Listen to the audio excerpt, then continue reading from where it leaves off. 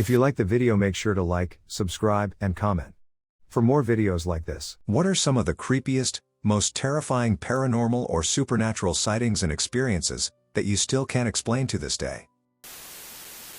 The strangest was when I was riding my bike on our farm and going around the abandoned house, behind the current trailer we lived in. I looked up, and there was half a body. Dirty jeans, carpenter type, brown work boots with dark stains, but no upper body.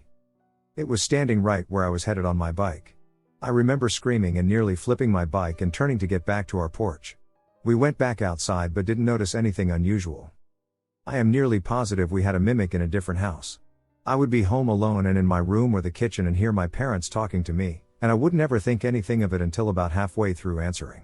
I started sitting outside and reading until someone came home to avoid being alone but not alone, lol.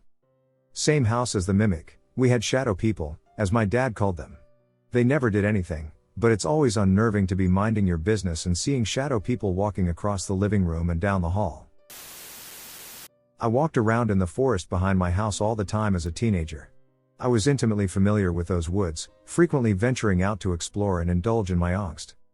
One time I was having a particularly bad day and trudged through the trees to my favorite spot on a rock in a small clearing.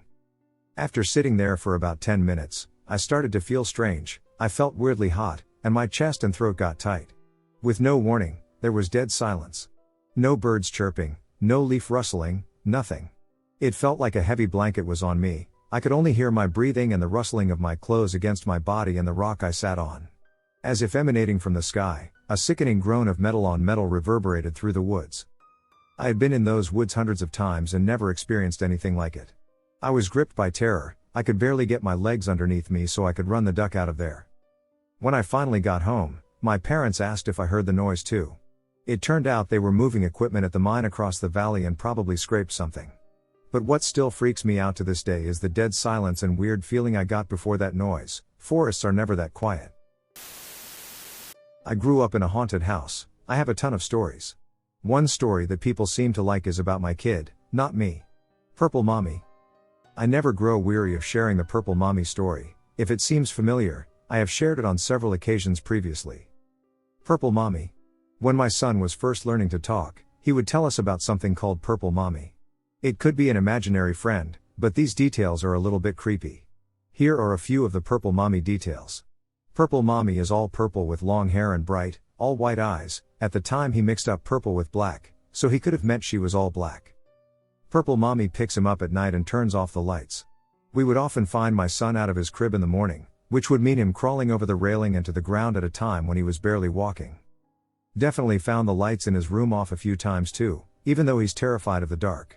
Purple Mommy needs a bandage because she has blood everywhere. Purple Mommy has no smile, meaning a mouth. Purple Mommy can detach her head. Purple Mommy really doesn't like Daddy. He told us all of this stuff for maybe a year or a little more. If we ever asked where she was, he'd always point to the same spot. He would always point to the corner of the room behind his open closet door.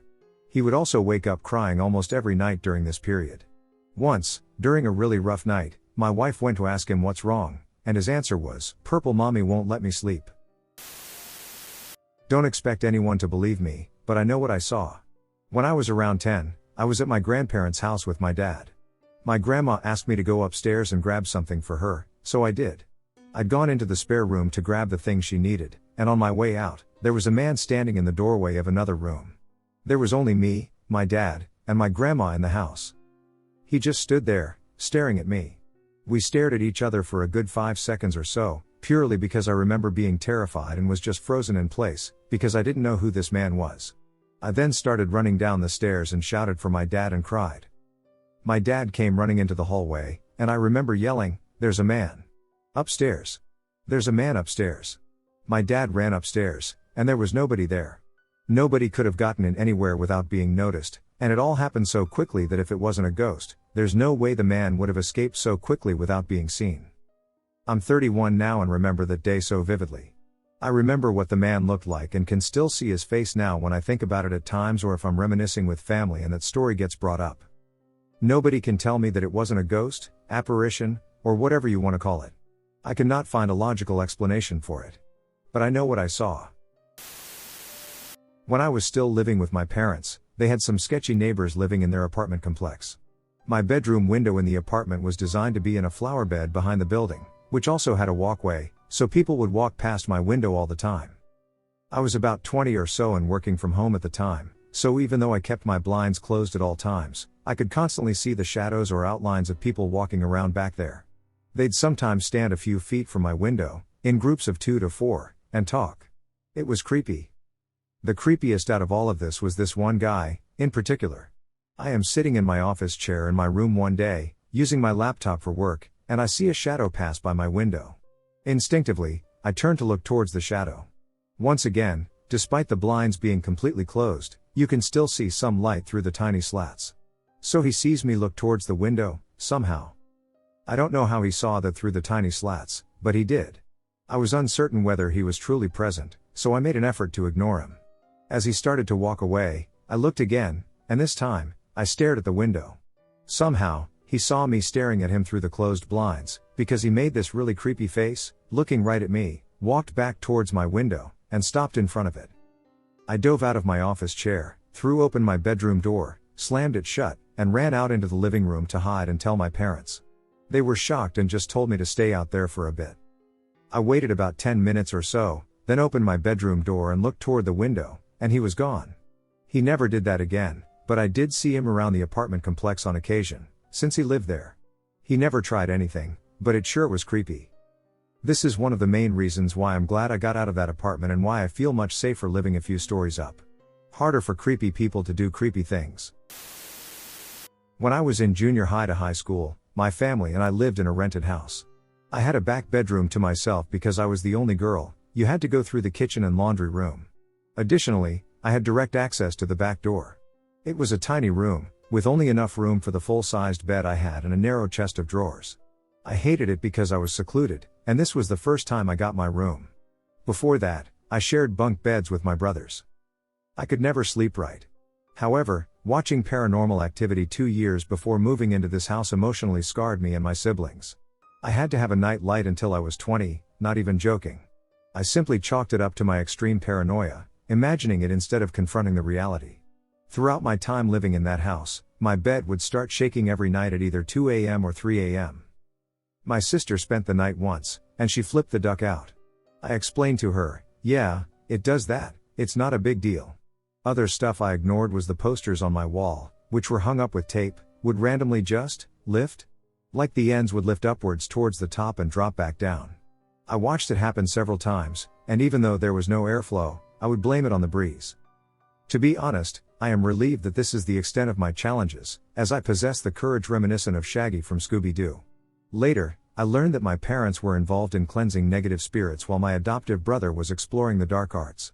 Apparently, you can cleanse a house wrong and worsen it? This I remember clearly. It happened during the first leg of the pandemic.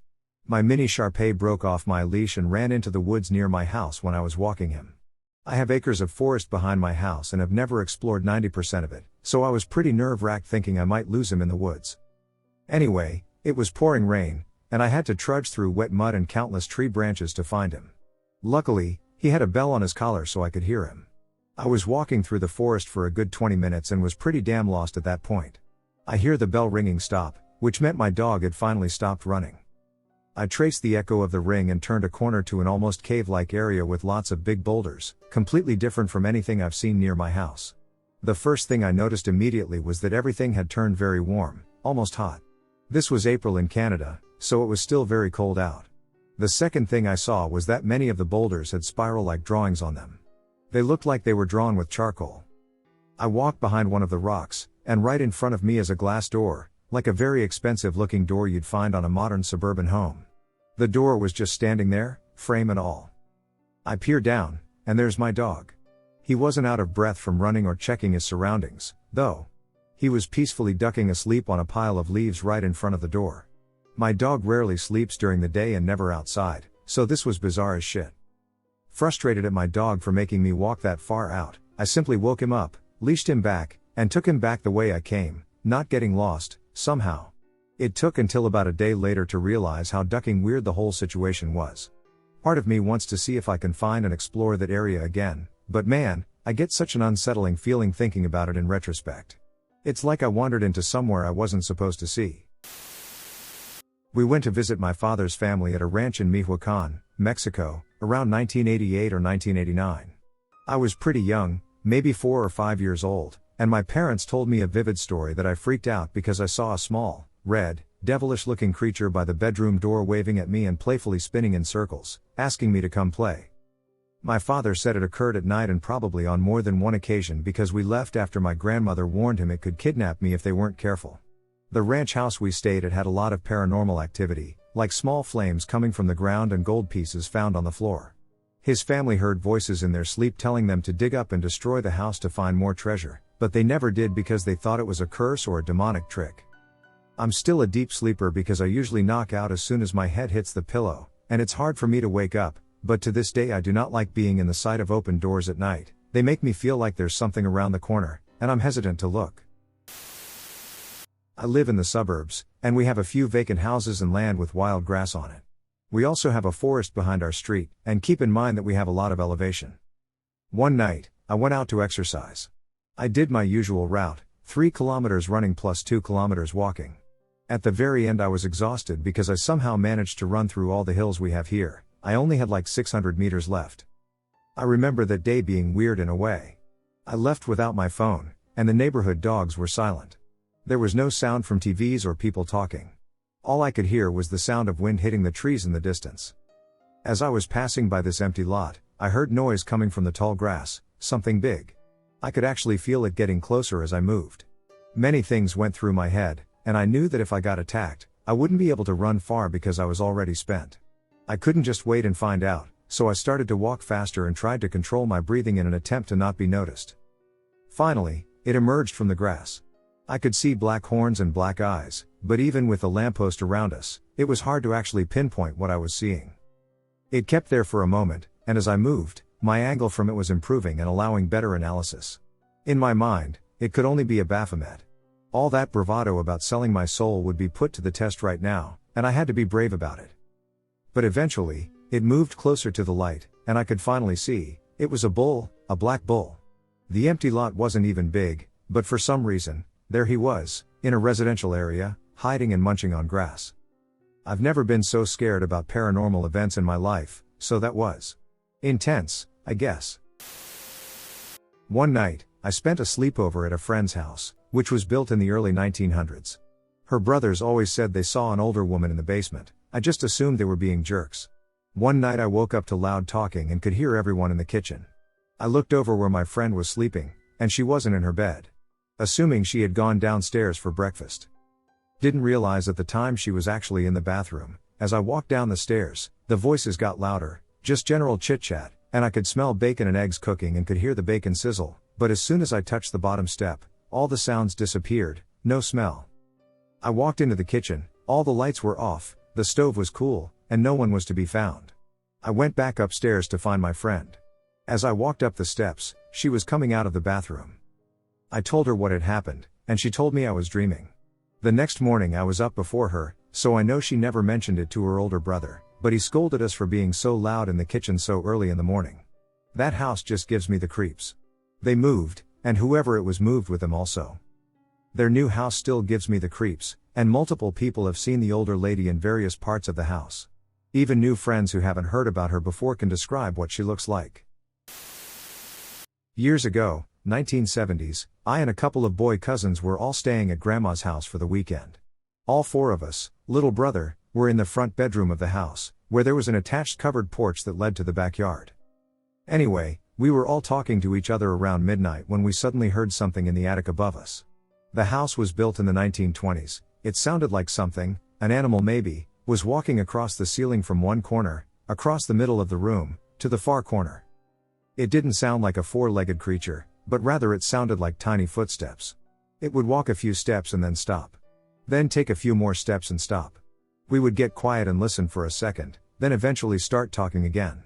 Of course, we were all guessing as to what it might be. A raccoon? A squirrel? A possum? They were all fairly common in that area. Eventually it made it to the other corner of the room, in the attic, and stopped. After a while we all finally passed out. The next morning we were at the breakfast table, and we told the grandparents about it. My grandmother suggested that we take a look. So, my oldest cousin and I grabbed a flashlight from Grandpa, pulled down the old attic ladder from the ceiling, and proceeded up the stairs.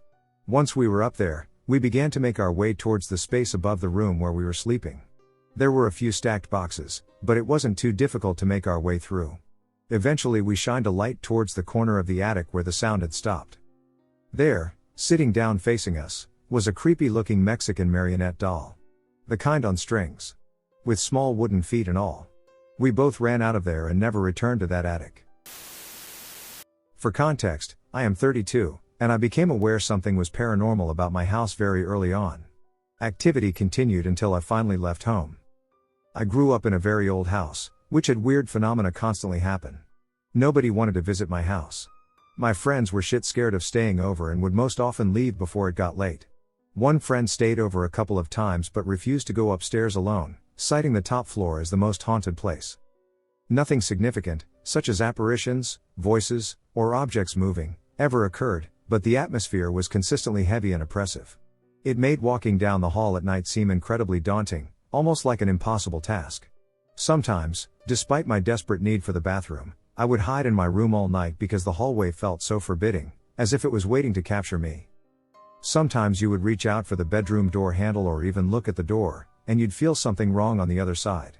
No matter what it was you wanted, a drink, the toilet, etc., you'd give up any hope of getting it and crawl back into bed and turn your back on the door. It might sound lame, but it was genuinely terrifying. Anyway, the actual thing I wanted to talk about is something that used to happen when I was very young, like from about 3 years to 8 years. I told my dad over and over that there was this thing outside my window staring in at me. My bedroom is on the second story. It was just a black mass with no features really except weird triangular eyes. If you locked eyes with him, that was it, you had to keep looking. I know it sounds weird, but I just felt like something awful would happen if I looked away. It seemed as though he would manage to gain entry into the house. He felt really ducking malevolent. I somehow knew the thing's name. I don't know how, it's not as if it ever told me its name. I just knew it. My dad got really freaked out eventually because by the time I was 8, he thought I would have grown out of it.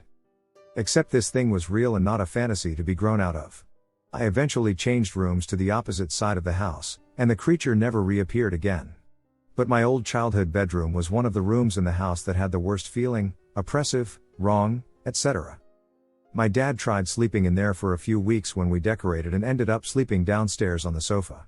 I didn't ask why because we all knew the house was weird, we just didn't talk about it because deep down we were all pretty unnerved by it all. This sounds really comedic, but I swear to God it was the most ducking terrifying thing ever, and I wasn't a kid who got spooked easily. I worked security at night in an office building.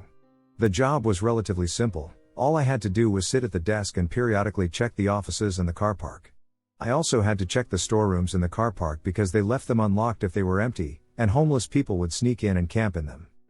One night I was checking them, and when I entered one, I took a few steps inside but missed the light switch and had to turn around to switch it on. When I did, out of the corner of my eye there was what appeared to be a pair of legs hanging down from the ceiling to the left of me. I naturally flinched away in fright, but there was nothing there when I got a better look. Maybe 5 seconds later, from behind me came a sound like someone clearing their throat, and I distinctly felt something hard hit me in the middle of my back. I ran out of the storeroom in absolute terror at that, ran out into the car park all the way to the lifts, and turned around to face the storeroom. Nothing, empty, just a concrete room.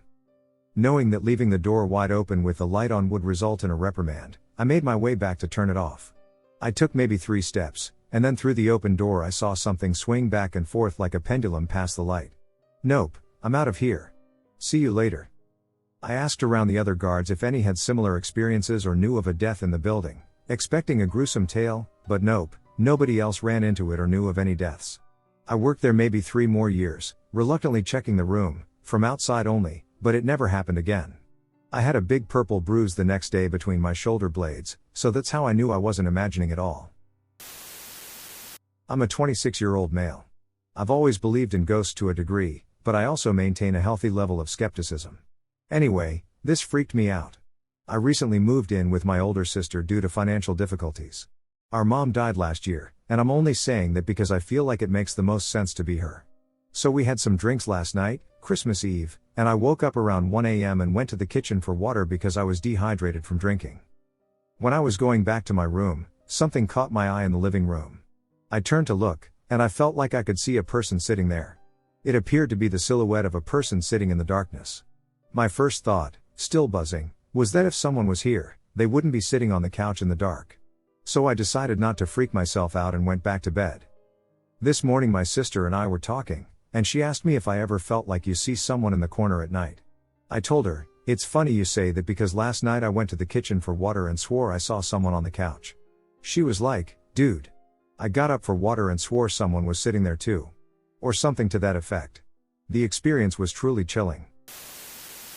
My parents were friends with an older couple who owned a few rental properties near the university that I was attending. One of these properties was about 20 minutes outside of the university in a semi-rural area. It was on several acres of land by itself, so no neighbors were visible through the trees. The previous family had neglected it, rendering it practically unrentable. They allowed me to stay there rent-free while I fixed the place up. So I spent the first few months there alone in the woods in between studies scrubbing, painting, repairing, and replacing stuff on the property. One night, after I had the place looking pretty good, I had a girlfriend over. We were watching a movie in my bedroom, which was at the end of the hallway. The other end of the hallway was the kitchen, and I always left the light over the sink on. In addition, the front porch light was on too, and both sources of light could be seen from the room. So we're on my bed doing some serious making out in various stages of undress when suddenly the lights coming into the room go dark, and instantly, and I mean instantly, the room temperature dropped about 20 degrees. It was a warm summer night in the 70s, and it dropped into what felt like the 50s. Both of us sat straight up and tried to look down the hallway, but it was pure darkness. Not just pure darkness, but the kind that absorbs and swallows light. There was this heavy, dark presence in the room that had us paralyzed with fear. We could feel hatred and anger emanating from the doorway. I'm getting goosebumps just typing this and thinking about it. Then, after about 30 seconds, it vanished. The warmth and light rushed back into the room, and it was gone. We both grabbed our stuff, jumped in her car, and went back to her place. I didn't go back to that house for 3 days, and nothing else ever happened there again. Not a visual encounter. I'm from Bhutan. Our valleys in some places are steeped in haunted or demon lore. I and 3 other friends decided to go camping. We had just finished high school and were waiting to go to college. We hiked up a mountain and reached a certain elevation. The trees were different, there were more bushes than usual, and the whole atmosphere seemed eerie. I mean, the color below us was lush green, and above us was more of a darker green, or probably just looked that way because we were closer to the clouds. We set up camp, get a fire going, cook, and eat dinner. Then we were drinking by the fire, all of us pretty tipsy at this point, and I'd forgotten the foreboding feeling I was having. We talked, we laughed, and then when it got pretty late, we went into our tents to sleep. We shared one tent between 2 people, so there are 2 tents. This is important to the story. You'd think for drunk people, at least one of us would fall asleep fast, but no. It started from what seemed like behind us, a high-pitched sound, kind of like a wolf's howl without the "oh-woo" at the start. I was startled but just brushed it off as a wolf. Then it came from in front of us. When I say behind and in front, I mean a good 50 meters distance, give or take. Then in my tent, we both sat up, ducking terrified, and started calling out to the other tent. The other guys were up too and equally scared. At first I thought it was a prank, but we were in the middle of literal mountains. Who the hell would be pranking us? These high-pitched sounds would continue for a good 3 to 4 minutes. It seemed so long that I started thinking, like, dude, is this really happening? My friends to this day swear the last sound we heard came from in between our tents, but to me it was right smack in my ear. The other 2 guys were the athletic ones, so it made sense what they did. They ducking bolted down the mountain, shouting and crying. While my friend and I hugged each other and started yelling inside the tent.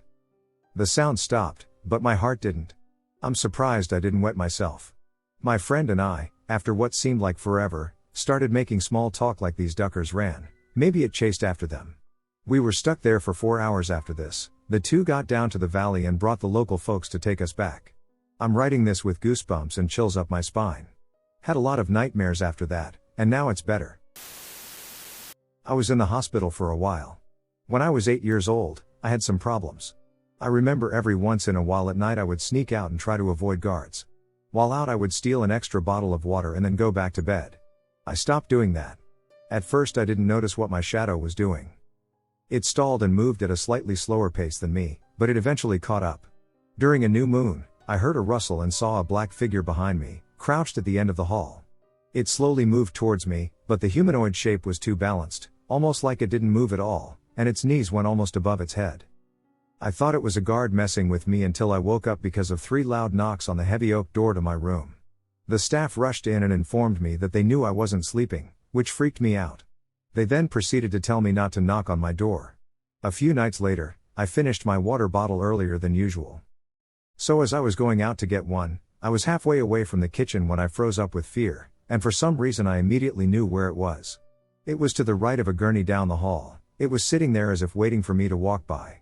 I felt something tighten up in my stomach, and I knew I couldn't wait, so I skipped out on water that night.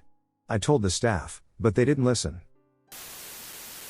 I have many blurred memories involving the supernatural when I was a kid, so I don't remember fully any story from that time, but I have some that are not super scary, just weird.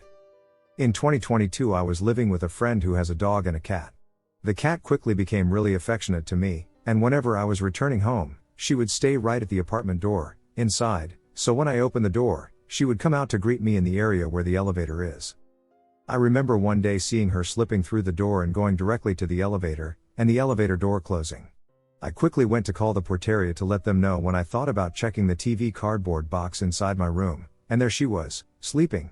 I guess I was so scared that she would escape that I imagined it very vividly. Also, my friend is a short woman with long black hair, and I remember on more than one occasion seeing the back of a woman with these characteristics leaving her room and going to the kitchen through the hall, only she wasn't home on any of these occasions. I would say her name, and she wouldn't turn around, and when I got to the kitchen, there would be no one there. Devil's Playground, Conroe, Texas, Highway 242. Hey everyone, so, there's an urban legend that's been going around for the better part of 20 years in the Glen Eagles subdivision and surrounding neighborhoods. Reportedly, all neighborhoods along 242 have heard about this legend. It's called the Devil's Playground. Rumor has it that people practice witchcraft there. My brother and his friend actually experienced it firsthand. Last night at Bible study, they told me and my friends a story they hadn't told anyone before. A few years ago, they chose to visit the area known as Devil's Playground. However, as they ventured further along the trails bordering the San Jacinto, Woodlock area, both their phones and camera unexpectedly died. They even put a spare battery in the camera, and it died again. Most locals will say they've had paranormal experiences at home. I've had a door slam behind me as I was leaving a room, and my friends have gotten scratched and had doors being pounded on in their homes. This is a common occurrence in many of the houses in the neighborhoods surrounding the river. Then, my fiancé recently told me about a time when he and his friends decided to go hunting for rabbits one night. They were like 14, so they didn't understand hunting laws and stuff, but they encountered a strange-looking creature that stood on its hind legs. I didn't believe him, but upon questioning his friends who experienced it with him, they hadn't spoken for years, and the question was totally unprovoked beforehand. They described the same creatures my fiancé did. Another night, my friend actually saw a chupacabra-like creature trying to steal his kitten in his driveway. And my brother has seen giant dog-like creatures flying from tree to tree. Many of our friends have shared a legend about a beast that roams the forest behind our neighborhood, and many have reported seeing it while playing near the river. So, basically, there's a mix of a bunch of paranormal things going on around here. This includes the presence of demons, spirits, and various creatures. Things have quieted down in the past 2 years or so, but that doesn't mean they won't start again. All of this occurred on Highway 242 in Conroe, Texas, approximately 30 minutes north of Houston, an area known for practicing witchcraft and similar practices. Does anyone have any information on this? Is there any information available about witchcraft? Can you summon creatures? Is this a Nephilim type situation? There's nothing online about it, and so many people I know have encountered this firsthand. If you have any information, please comment. I was 15, it was in summer. My mother rented our house in the summer. So my uncle let us live in his house for the summer. He wasn't there at the time. I found the house to be creepy and never felt comfortable. It was at night. I was in the room on the first floor. My mother and my sister were sleeping on the main floor. I was trying to find sleep, the room was pitch black. I don't know why, but I opened my eyes. At the right side of my bed, a pair of huge, almost fluorescent green eyes was staring at me. I covered myself with the blanket and turned on the light. I took all my courage to watch, and nothing was gone. It's the scariest encounter I had. I knew by the shape, size, and color that it wasn't an animal or human. I never talked to my family about this. A few years later I was with my cousin, and I asked him, "Did you ever notice something weird in the house?" He replied, yes, one time he lent me his bike, and I was returning it to him. He wasn't there, so I left the bike in the garden, but I saw huge green eyes in a bush. I ran quickly. I was amazed he saw the same as me. I asked him to describe it. It was just as weird as my own experience. It wasn't moving at all, it was staring at me in total silence. I didn't notice a body or anything. The eyes were the size of a grapefruit but a nice oval shape, almost like a lion's eye shape, but not exactly. As the eyes were luminescent and the room was black, I didn't see anything, and it's not logical because I should have noted a little around with the luminescent halo, but no, it was totally dark around the eyes. I hid myself under the blanket rapidly. But the height of the eyes was like a child's, 1.40 meters to 1.50 meters. It wasn't very high, like an adult-sized body. This memory will stay in my mind forever. I did research. Few people said they have seen the same from all over the world. I found a girl from Morocco on the internet, her description was very similar. But because the devil is often associated with having green eyes, I stopped my research, I was too scared. I checked the room at night and a long time in the morning, I found nothing. It was an old house, with not all the devices and technology that we have now. My uncle was old school, the room was with few pieces of furniture and books. I'm 100% sure I saw something not human, not animal, and not related to device stuff. I don't know what it was, but it was strong. A few years later I was asked to check in quickly on the house because my uncle was at the hospital, and a series of things happened. I would rather not explain, but a series of weird things happened. The radio cassette went on, and the cassette turned the sound up loud without the plug in the socket and with no battery, of course. It was in the afternoon. I wanted to leave as soon as I get the chance, but the key broke in the door, so I couldn't leave. I called my other uncle to come fix the door. I waited in the street. That was the last time I came to that house. From that day, I never set foot in it. When my uncle died, the house was sold. A couple was very enthusiastic to renovate it. They were rude because we had to postpone the clerk office closure for a week to sell it. At the beginning, they were in the garden, cleaning the house, a big motivation to renovate. But the house remains abandoned now that they have totally stopped, they don't even take care of the garden. My wife and I were hiking on a particular trail at a nature preserve with our dog. We came across some people walking as well, almost like a family. They seemed a bit off to me, but they were friendly. They asked what kind of dog we had and how old he was, etc. We answered politely and tried to go on our way, but they tried to keep the conversation going. We politely continued until we eventually made our way toward the trail.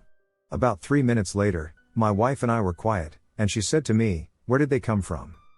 I didn't hear anyone behind us or ahead of us. To backtrack, this particular part of the trail bottlenecks, so you can see if anyone is coming from a good distance. Funny enough, she said, "Do you feel weird, like someone's watching us, or like they were looking at us strangely?"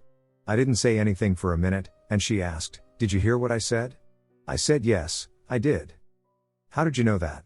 She stopped, looked at me, and said, "I felt the same thing." The hair stood up on the back of my neck. All the while, our dog was walking very slowly with his head down, almost as if he sensed a predator but didn't know where it was coming from and was moving cautiously. We continued back to our car at a steady pace and left. Over the years, there have been numerous instances of individuals residing in those woods randomly appearing on the side of the roads in the middle of the night, attempting to stop cars for unknown reasons. The woods outside the trails are extremely dense and dangerous to traverse unless you are a professional or absolutely have to. Not much weird stuff has happened to me, and I don't easily scare, but I have never been back there. I believe they were watching us and came out to test our reaction. I'm a big dude that can handle myself, but it always stuck with me. We could sense predators watching us. When I was 15 and in middle school, I stayed up way later than I should have. I decided to stay up until my dad got up for work, at like 4 a.m., and pretend to be sick to skip school. I lay on the couch, pretending, while my dad was sitting in a chair further across the room behind me. Our houseplant, which my dad was struggling to keep alive and hung in the corner of the room, started swinging. It freaked me out, and all I had to say was "Dad," and he responded with "I see it." He then tried to explain it away, saying that the heater vent on the ceiling 7 feet below was the reason. I wanted so badly to believe him. He left for work, the heat kicked on, and the plant never moved. I was so damn scared, and I was stuck there all day alone. I should have just gone to school. That plant died later. My dad swore death touched that plant that morning. A lot of creepy things happened in that house, but that was the one thing I could never explain away. Years ago, I was out on my balcony late at night. Summertime, but pretty dark, as it was almost midnight. I lived on the edge of a wooded area, so it's usually quiet, except for the usual crickets, nature, and cars on the nearby road. This night, though, it was dead silent. Like, unnaturally silent. There was no wind, no bugs, nothing to disturb the tranquility. I was just chilling, scrolling on my phone, when I suddenly heard what sounded like a woman crying deep in the woods. It wasn't just crying, it was this weird, muffled sobbing that would stop and start again every minute or so. At first, I thought maybe someone was hurt or lost, or it was an animal, like a cat or fox, but it didn't quite sound right. It almost felt like it was being performed, if that makes sense. Too deliberate. So I'm standing there trying to figure out what it could be when the crying just stops. Silence again. Then I hear footsteps crunching leaves with slow, heavy steps coming from the tree line, but I can't see anything as it's pitch dark toward the woods. Then a really loud laugh followed. And I mean loud. I backed into the house like Homer Simpson and shut the door without taking my eyes off the woods. I didn't sleep much that night. This incident is one of my most vivid experiences to date. I live in Southern California, and in a nearby area there's a cemetery that has a main road that passes through it, so there are no gates, and you can drive through it at any time. The area is rumored to experience paranormal activity, and there's also a gravity hill just down the road from it. One night, while slowly driving through this cemetery, a friend in my car thought he saw something, so I stopped my car, and once I was at a complete stop, there was a loud knock from inside my trunk. It was obvious it came from the trunk, and no one in my car could have faked it. A week later, I went there again with a different friend who was interested in seeing this area. We went at night, and I parked my car next to one area of plots, facing my car towards the main road. I turned off my car, but I had the heater on previously, so you could still feel a little heat from the vents. This is important. I stayed seated, looking forward towards the main road, while my friend turned around in the passenger seat to look back towards the plots. About 15 minutes passed when the left side of me in the car suddenly went cold, despite the warmth coming from the vents. I whispered to my friend, "I think there's someone in the car." She asked, "What?" I repeated it louder and turned my face towards her to my right. When I looked in the right side mirror, I saw a full-bodied dark shadow in the shape of a man walking up to my car. I gasped, started my car, and we left super quickly. This story still gives me goosebumps to this day. We were moving things into a house at night, and it was my first time there. It was a square, side hall Victorian made into 2 apartments, one upstairs and one downstairs. No one lived upstairs yet, they moved in a few weeks later. I couldn't find the foyer light switch, but the light from outside led me to the first floor apartment door. I was about to unlock it when the door opened and this shadow figure came out. I freaked out, thinking it was a squatter inside. I ran out of the house, jumped over the front porch stairs, and yelled that there was someone inside. Now, for a brief moment when the door opened, there was a bit of light from the commercial property next door, and I could see a wall of cabinets and the back door of the kitchen. After I calmed down a bit and no one came out, we went back, and the door was locked. We unlocked it and turned on the light, and sure enough, the kitchen was exactly as I saw it earlier in the dark. Cabinets along the back wall and the back door. No explanation and no person, but this shadow figure looked human. A week later my brother and I were in our room, and we heard an argument between a man and a woman in the kitchen, where our bedroom opened too. Again, the people upstairs hadn't moved in yet, and we thought it was our mom and ex-stepdad, except neither were there. My brother also told me he kept hearing a woman crying in his corner of the room at random times. The house was built in 1920, according to the city, but we couldn't find information on the previous occupants. Sounds like something sad happened there, but no clue. When I was younger, I and a few friends busted out an old Ouija board. We were edgy emo kids and didn't take it seriously, so we did the call out to any spirits that might be listening, asked a few questions, did the whole stop pushing the pointer conversation, and then we told the spirit we were done and told it to go back to wherever it came from. Thereafter, we hung out, smoked up a bit, and then all went home. About 2 hours later, my friend, whose house we were using the board at, calls me. She's freaking out and tells me her dogs are acting really weird, doing things like growling at nothing and being super protective of her. I assured her that I would be right over, and when I returned, she was sitting on her front porch. She was too scared to be at home alone at this point, so I reassured her that she was probably just being paranoid. We had smoked together.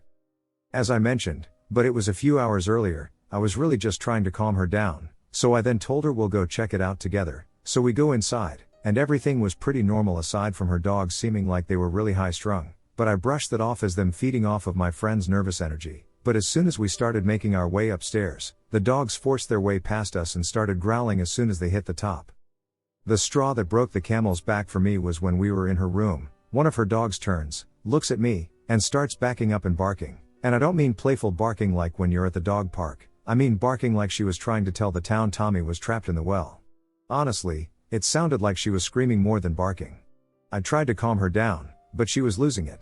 Then I went down on one knee to get a little closer. These dogs my friend had were two of the most relaxed dogs you could ever meet, and when I got lower, the dog never looked away from where I was standing. She was barking at something behind me. We noped the duck out of there so fast and sat on the front porch until her parents got home. Ever since that day, I don't duck around with anything even remotely supernatural. I was 11 at the time and staying in a cabin in Blackwater Falls, West Virginia, a beautiful place. Visit there if you haven't.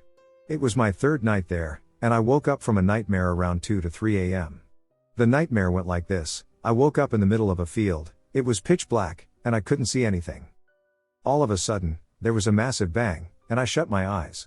When I opened them, there were dead Confederate soldiers, Civil War era, lying all around me in the field. Obviously freaked out, I ran the duck out of there but tripped on something and landed next to one of the soldiers. I realized this person was still alive, and he said, "Help me." I woke up, filled with fear, and got up to grab a glass of water. I got my water, and as I walked back into my room, there was a ghostly apparition standing in the center of my room. It wore a full Confederate uniform and carried a gun from the Civil War era. It looked at me and started to walk towards me. Of course I quickly leave my room and lock myself in the bathroom. I thought I was good, but then there was super loud banging on the bathroom window. I looked up and I screamed. It was the guy I saw in my room. Now, this cabin was 2 stories tall, and I was on the top floor where there was a loft and bathroom. There was no deck outside, so he couldn't have been standing on something. Obviously I ducking scream and sprint to my parents' room. As I was fiddling with the lock of the door, I looked back at it, and it mouthed, "Help me." I get to my parents' room and wake them up and tell them there is something in the house. My parents search the entire area and find nothing. They even look outside and find 0 footprints or anything that could have been used to get up to the 2nd floor. The next day we leave, and it freaked me the duck out for a couple weeks afterward. The thing that's super freaky is that in the area where I was staying, there was a Civil War battle near the place I was staying. It's called the Battle of Corrick's Ford. So yeah, never staying in that cabin again. My Aunt Lou's house is haunted by her mother-in-law. Over the years, my aunt has endured many hardships, and we believe it has to do with a curse from her mother-in-law. One of these incidents left my aunt unable to walk, and now she lives with her sister, my other aunt. However, Aunt Lou's son still lives in the house. One time, when I was visiting him, we were talking when he suddenly stared at me blankly. His eyes were unsettling. He told me that spirits would come knocking at night, keeping him from sleeping. Then, in a hushed tone, he said he couldn't say much because they were watching. The way he looked at me, it was as if he was looking through me. There was no emotion in his gaze, only something dark and unnerving. Disturbed by what I had witnessed, I decided to cleanse the house with sage. As I did, I asked Aunt Lou's mother-in-law to let go and find peace. About a year later, I visited again. At one point, I left the front door open while my cousin and I stood nearby. Suddenly, we felt a strong gust of wind and heard the unmistakable sound of something landing. The wind felt unnatural, like a massive bird had landed from a flight. The noise it made as it landed was indescribable, but we both heard it. I turned to my cousin and asked, "Did you hear and feel that?" She nodded. We both sensed that something had been following us and had landed just outside the front door as we stepped inside. From the sound alone, it felt like some kind of winged creature with claws. Despite the terrifying experience, we understood the house's curse. The situation is quite frightening. We hope the mother-in-law has moved on. The story of my haunted 55 Chevy. A few years ago, I bought a 1955 Chevy Bel Air, a 2-tone sky blue and white 4-door. It had a high nickel 350 small block, a Holley 600 carburetor, and a Hurst 4-speed transmission. As a car enthusiast, I was in love with it. Despite my girlfriend at the time and even my mom calling it hideous, I had big plans for it: a fresh paint job, reupholstered seats, and new rims with white wall tires. When I first got the car, it had 28,000 miles on it. But as soon as it hit 28,587 miles, the odometer broke and stayed stuck on that number. About 10 days after I bought the car, strange things started happening. For instance, I would come home with all the windows up, but by morning, one or all of them would be down. Then there was the night I heard a low rumble from the garage. When I checked, the car was idling, even though I knew I had turned it off earlier. Items like drinks, hats, and tools would disappear if I left them in the car overnight. One night the horn blared uncontrollably, forcing me to disconnect it to get some peace. There was one incident where the hood fell on my hand. I ended up needing 7 stitches, but that might have been my fault. But other things felt more eerie. Like once, I was sitting in the car with a buddy, and when I started it, the radio began playing a song that directly tied into our conversation. It was unsettling. My girlfriend at the time had a best friend who was a medium, and she was terrified of that car. She refused to go near it. She said the car radiated a dark energy, something she couldn't fully explain. Whenever she visited, I had to park the car facing the wall because my garage had no door, and she'd swear it felt like it was watching her whenever I parked it facing outward. The activity wasn't limited to the car either. After I got the Chevy, strange things started happening in my house too. Doors and cabinets would slam, I would feel cold spots in heated rooms, and there were nights when I would hear knocks on the walls. Occasionally, I'd even hear footsteps in the kitchen late at night. Eventually, a family friend, who's also into classic cars and had owned several Tri-5 Chevys, offered me $10,000 for the car. Since I'd only paid $8,000, I took the offer. That was in September 2021. After I sold the Bel Air, the paranormal activity in my house calmed down, although the house is over 100 years old and still haunted to some extent. But I can't shake the feeling that the car somehow amplified the hauntings. A few months ago, I was talking to the new owner. He had fully restored the Chevy, making it into the beauty I had always envisioned. He loves the car, but when I asked him if he's noticed anything weird, he admitted that every now and then, strange things happen. The oddest incident happened one morning while he was having coffee with his neighbor. His neighbor asked him what he was doing out late the previous night, saying he'd caught a glimpse of the Bel Air driving down the road and returning about an hour later.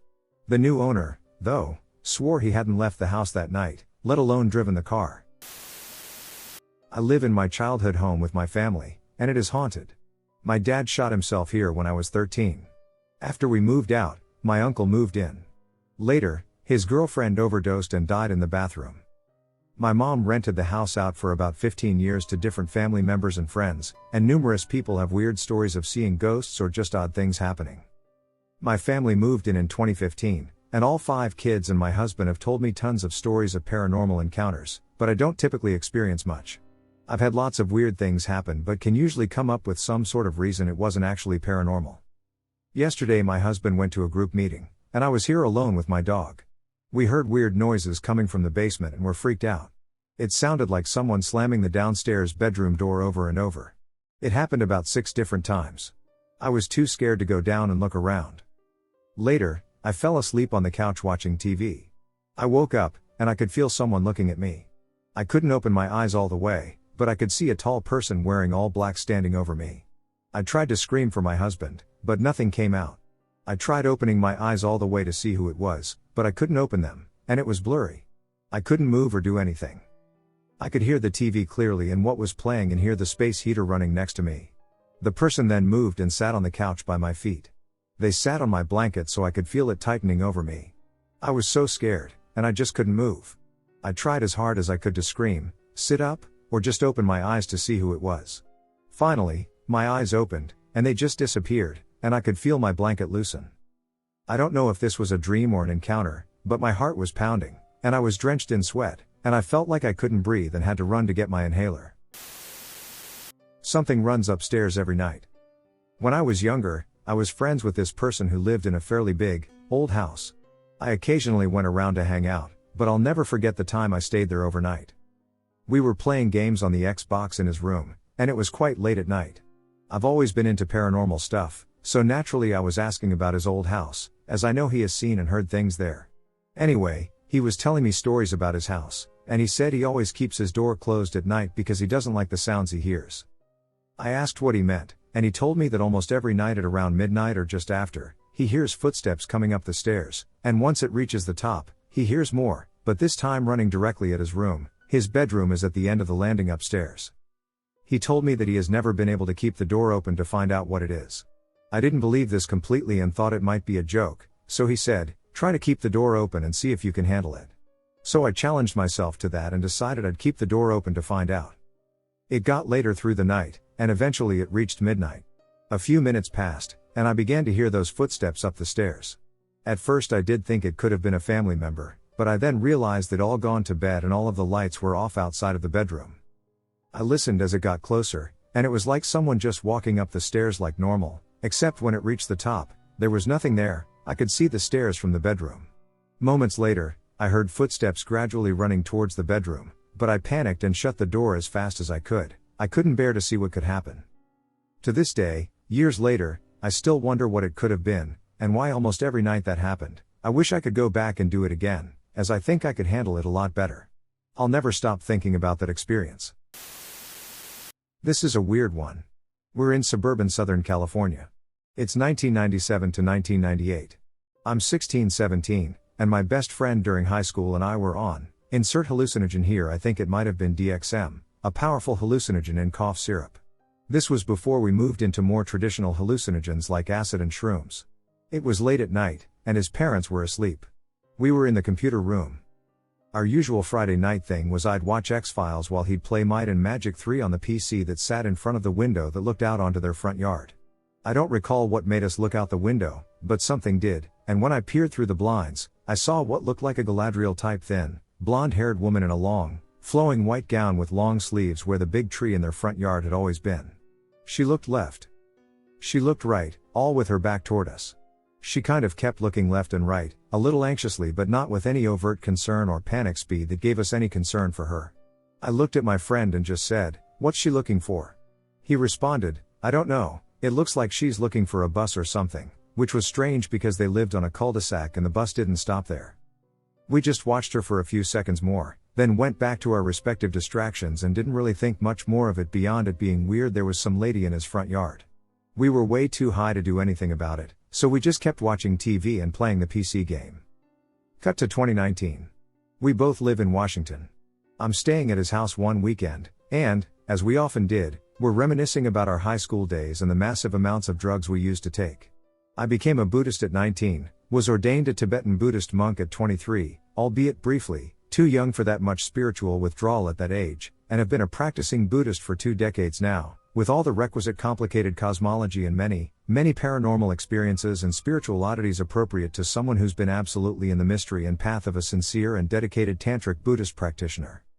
I mention the Lady of the Tree incident, as I call it, as I'm convinced we both saw the Deva, lower-level divinity/nature spirit, who, in Hindu Buddhist cosmology, likely lived in that tree as her divine residence, as every plant in our world is said to be the home of a nature spirit in the realm immediately transposed over ours, in our cosmology. Somehow, reminiscent of many millennia of shamans and medicine men's, and women's, experiences, hallucinogens seem to thin the veil between our world and this heaven of the 4 great kings, as it's called in Buddhism. This is the same realm that Wiccans often invoke, that part of the craft where they invoke hail to the guardians of the watchtowers of the north. Similarly, Wiccans invoke the other cardinal directions. The same entities exist in Buddhism. These 4 kings of cardinal directions oversee different classes of nature and elemental spirits, etc. I mentioned to my friend how odd it was that we both saw the spirit of the tree in his front yard, and he agrees that's totally what was going on, and he comes from a heavily evangelical Christian background but has since loosened the stranglehold that ideology had on his worldview. I realize we've never actually spoken about the lady's appearance, we just had a tacit understanding we were both seeing a woman looking around where their tree had been. So I ask him what she looked like, and he says, "Oh, she was like a dwarf woman. She was very short and stocky and had on this unusual dress." What did she look like to you? My blood turns cold. I tell him how she looked just like some elf queen, similar to Cate Blanchett as Galadriel in Lord of the Rings. We both get wide-eyed, and our minds are blown. In 20+ years, we never thought to compare what she looked like because we both never even questioned that we weren't seeing the same thing. She was engaging in the same actions. We both came away with the same impression of what this experience was. It had never dawned on us that she might have been manipulating our perception such that we saw her in a different, albeit very nature-like, sprint-esque form. This absolutely blew our minds. Make of that what you will. If anything, for us, it just made the shared experience even more complicated but magical and real. I think we really tapped into something that night, and our similar but individual karmas resulted in our perceiving this entity differently. Alternatively, She might have intended for us to perceive her differently for a specific reason. Perhaps she intended for us to perceive her in a different light, knowing that in 20 years, the realization of this strange discrepancy would completely blow our minds. Nature spirits are known to engage in playful and mischievous behavior. This is the trickster element, and it's very real throughout the millennia. The multiverse is teeming with so many mysteries. Years ago, my young brother and 2 of his friends went to spend a few days on my grandparents' farm, which first belonged to my great-grandpa. It's a big old house built back in 1858. One night, my brother was telling all these creepy stories he had heard from our family, older cousins, etc. that had supposedly happened in the house. It was late, so the 3 of them decided to sleep in the same room. A few minutes later, one of his friends asks my brother why he was standing in front of his bed. My brother answers he is not, he is lying on his bed. His friend turns on the light to make sure, sees my brother was actually in bed, but swears he had seen something like the silhouette of a person. They turn off the light again and go back to sleep. Suddenly, they hear the noise of something hitting the wall very hard. Lights on, they spot a tennis shoe next to the wall and conclude one of them had thrown it to spook the others off. Now they are arguing, accusing each other, all freaking out, and scared to death. After some minutes of discussion, all 3 claiming that was not fun and should stop, they go back to bed. A couple of minutes later, 3 hard knocks are heard on the bedroom window. At this point they are so terrified they wouldn't even move. The next morning they start discussing it again but can't come to a conclusion to the mystery. This happened like 15 years ago. According to my brother. To this day, none of them will admit to being responsible for the strange things that took place that night. I moved into a house with roommates, and later learned the house was in front of native grounds in Florida, and the energy was scary. The house was situated in front of thick woods, and at night, we would gather outside for a bonfire. Suddenly, one of the roommates' dogs, who had never cried before, began to cry, and we could hear drumming and screaming in the woods. One morning my boyfriend woke up, and there were burn marks under his pillow. Another time I had turned my full-length mirror to face the wall because I didn't like it facing out, and I left the room and closed the door, but I had a weird feeling, so I opened it and looked in the room, and the mirror was turned around again. We had a friend who was very spiritual, and we went to her house asking what was going on, and she had us lay down and started talking to whatever was following us. I suddenly felt like I was going to throw up. I felt overwhelmingly sick, and I'll never forget, her daughter was playing with a little radio in the other room, and suddenly it became all static and kept going in and out. She said that whatever was following us didn't want me, it wanted my boyfriend but was going to use me to get to him essentially. Anyway, she told us to make a plate of food and each night move it further out of the house until it was outside, and that combined with some other things would make it leave. We did that and then moved homes and haven't dealt with it since. But it was all very scary and dark, and I had never experienced anything like that before. ETA my boyfriend at the time, now husband, wasn't convinced good or evil existed, so before I had moved in, he would do things to see what was out there, no idea what, but I guess he invited something in, and I would say it wasn't a good entity, obviously. When I was little in my country house, there were often noises like someone crawling in the ceiling, but not like mice, which I could sometimes hear with their shrill noises. Every night it really felt like hearing something massive crawling in the moans, and the movement was very slow, a bit like someone injured crawling. I woke my mother several times to come and check on the noise, but each time she went upstairs, the noise faded away. I was never able to understand what it could be, but it always terrified me.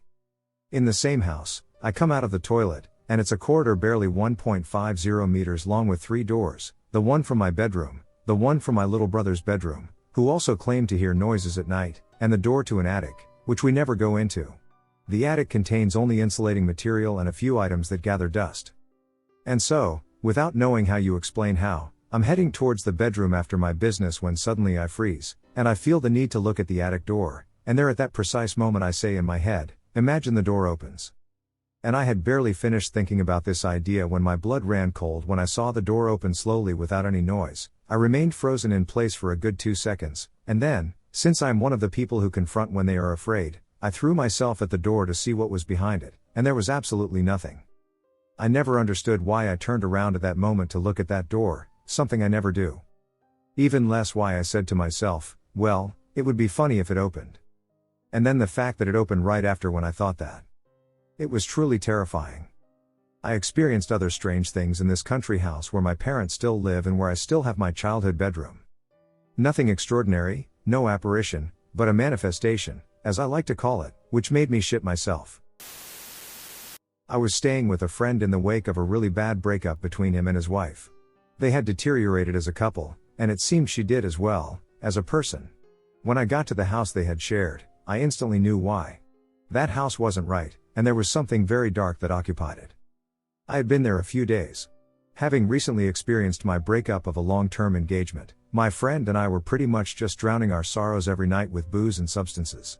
We had fun, but after a few days, I was starting to get burnt out. I woke up and was just in a piss-poor mood. He appeared to be in a similar mood, but that didn't stop him from inviting some mutual friends over for some typical banter. I just couldn't bring myself to come downstairs to join in on the festivities, and as the days fell into night, my mood darkened as well. I was actually annoyed at the sounds of the jovial voices of my homies and was sneering privately in a small bathroom upstairs. I had been getting ready for, 2 hours but making excuses not to come downstairs. The wall that was to the left of the sink and mirror was to the closet of the spare bedroom I had been staying in. The closet houses a beautiful antique chest of drawers, nearly filling the entire space, with the exception of a few small boxes. As they drank and had fun, I remember being just downright mad about it and talking shit quietly to myself about whatever they were joking about. At that moment, a force slammed into the wall from within the closet, causing me to lose my composure. It was so incredibly loud, and I literally felt the reverberation of the force. The thing is, no one was upstairs, the closet was closed, but more importantly, there wasn't any way anyone could have hit the wall from inside the closet due to that piece of furniture inside. Petrified in fear, I ran to the stairs and shouted, "Did you guys hear that?" Everyone shook their head no but said that twice now within the last 10 minutes, the same picture of my friend's father had fallen down in the hallway between the upstairs bathroom and the stairs. I was about 20 feet away and never heard that either. The thing is, my friend's dad was a big deal in the Greek Catholic Church. I am not familiar with the hierarchy, but he had been someone of great power and influence before he passed. I quickly finished whatever makeup or whatever I was purposely taking forever to do and scurried downstairs. I had been keeping the feelings of a negative force influencing the trajectory of emotions and more from my friend, as he was clearly not trying to hear any of it at first, but that sealed the deal for me. I told him how I felt about the presence and how I believed that it may have influenced his relationship and may have even been responsible for the incredibly swift decline in health of their 2 older dogs, both of whom could no longer walk. He didn't or wouldn't believe any of it, just maintaining that his ex is crazy and abandoned her elderly dogs and there was nothing wrong with the house. He ended up becoming violent with me personally later that night out of nowhere and tried choking me when I tried to bring the subject up again. He was drunk, but it was totally out of character for him. Or so I thought. I left the next day and never returned. I know there's something evil in there. My creepiest paranormal experience. Have no idea what it was to this day. When I was 16, I went with my friend Josh and 2 other friends to some land behind Josh's apartment complex. Josh claimed he and his mom could see spirits, which I never really believed, but whatever, lol. He claimed there was a demon named Paul behind the complex. This statement struck me as peculiar, given my deep interest in the occult at the time. So we all go behind the complex at night, taking candles and a pendulum for whatever reason. We all stand around the candle, and I hold the pendulum, asking what's out there and talking to the air, saying, "Hello? Is anyone there?" We keep doing that for a while, and finally, all of a sudden, something whips past us. We all scream and deadass run as fast as we can back to Josh's apartment. I kid you not, it felt like something huge brushed all of us, like it was trying to scare us away or something. There was no wind. It wasn't that. It was almost like when you're on the side of the road and a car goes by you at 70 miles per hour really close. It was terrifying, and to this day we're all freaked out by it. I'm clairvoyant. In my family we call it having a gift. For as long as I can remember, I've experienced things. Depending on who I'm around, I'll be vocal about it, or I'll keep quiet. Recently I've felt more open to the other side and have experienced more. A few weeks ago, my mom and I were driving around late at night. Our town is quite large, and despite only having lived here for a few years, we still don't fully know every side road. We weren't lost but were going down a road we hadn't been down before, not that we remembered. We saw a crematorium and a cannabis center next to each other, and I was surprised. We ended up turning around because it was dark out and we would rather not get lost. As we passed by them again, I looked closer and then felt a presence in the car.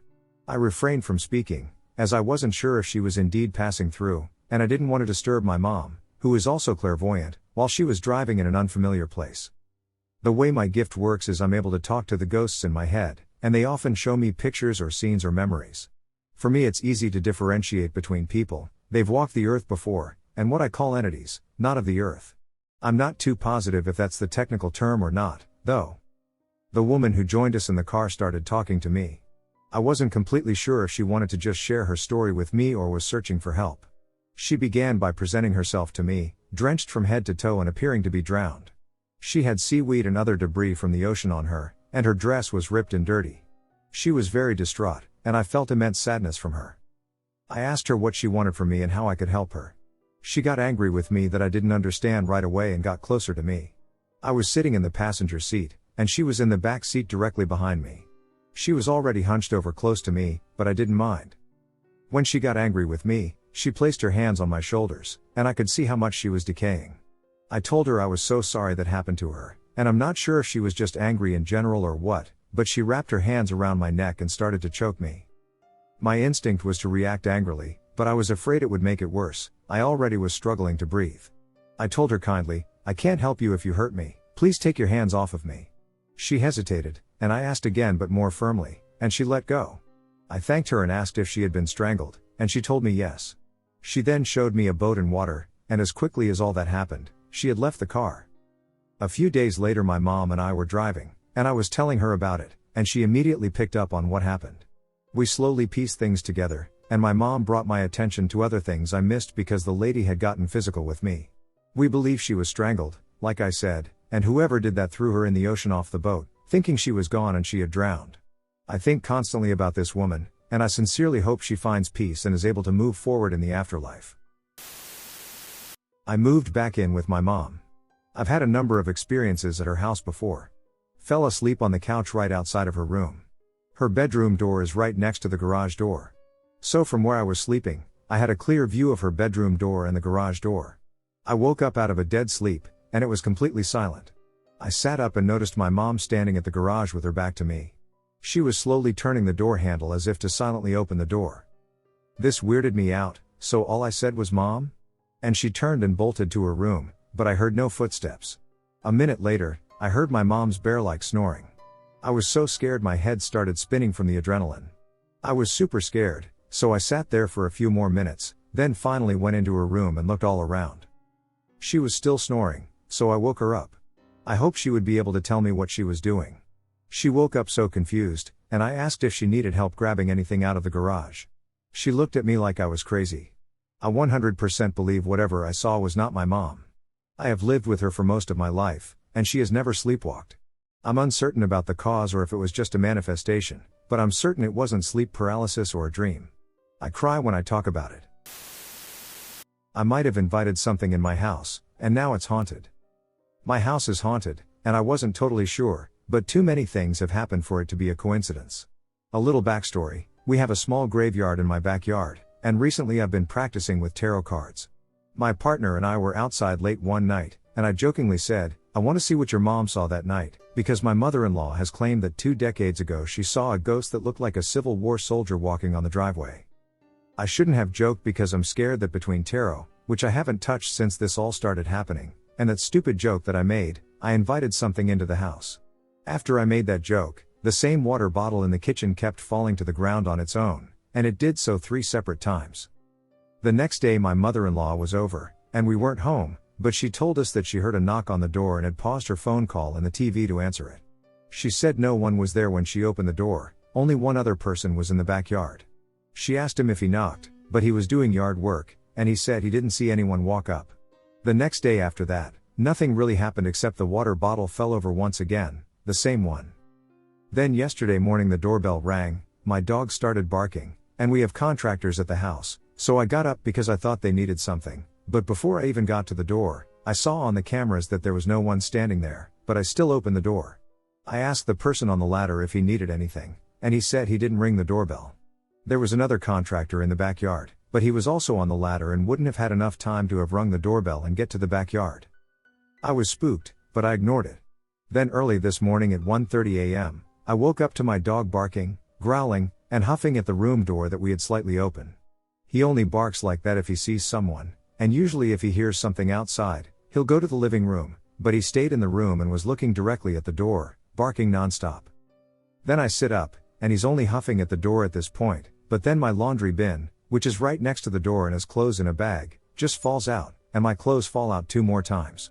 At this point I'm really scared, so I lay back down and cover my head with the blanket, but then a second later I hear the door creak ever so slightly, so I uncover myself to see if it was the dog leaving the room, but he was right next to the bed. My partner is a heavy sleeper and had woken up, half asleep still, because of the dog, told whatever it was to go away and that it's not welcome here, and then laid back down and fell asleep again. He was asleep by the time the stuff fell out of the bag. I was scared, and my dog was scared, so I told him to get on the bed, and nothing else happened after that, but it's only been a few days of this, and it seems like it's getting worse already. This isn't the first time I've experienced something paranormal, and it's not the first time I've experienced something paranormal in this house. I've heard footsteps, the cameras and TV have turned off on their own, and sometimes I've heard what sounds like a party going on in my backyard with instrumental music and muffled voices. We've left the house and come back to the dryer still running, happened twice. But this is the worst it's ever been, and I'm not sure what the next step is. Story with my young daughter. Not sure what to believe. We had moved into my mother-in-law's home when my daughter was 4 months old, she is now 38. We were a young couple, both 21, living with my best friend in his apartment when we got married, so when our daughter arrived, it was time to move to my mother-in-law's house, with a backyard, a baby's own room, and help from my mother-in-law. She was a widow, lost her husband when my wife was 2 years old, with a decent-sized house she purchased after her husband passed away. She was still working, while I was also working, and my wife was a stay-at-home mom. About a half year into this arrangement, my daughter started waking up screaming in the middle of the night. Since I was working, my wife got up and tried to comfort her, but it always took more than an hour to comfort our daughter. This went on for 3 or 4 nights straight.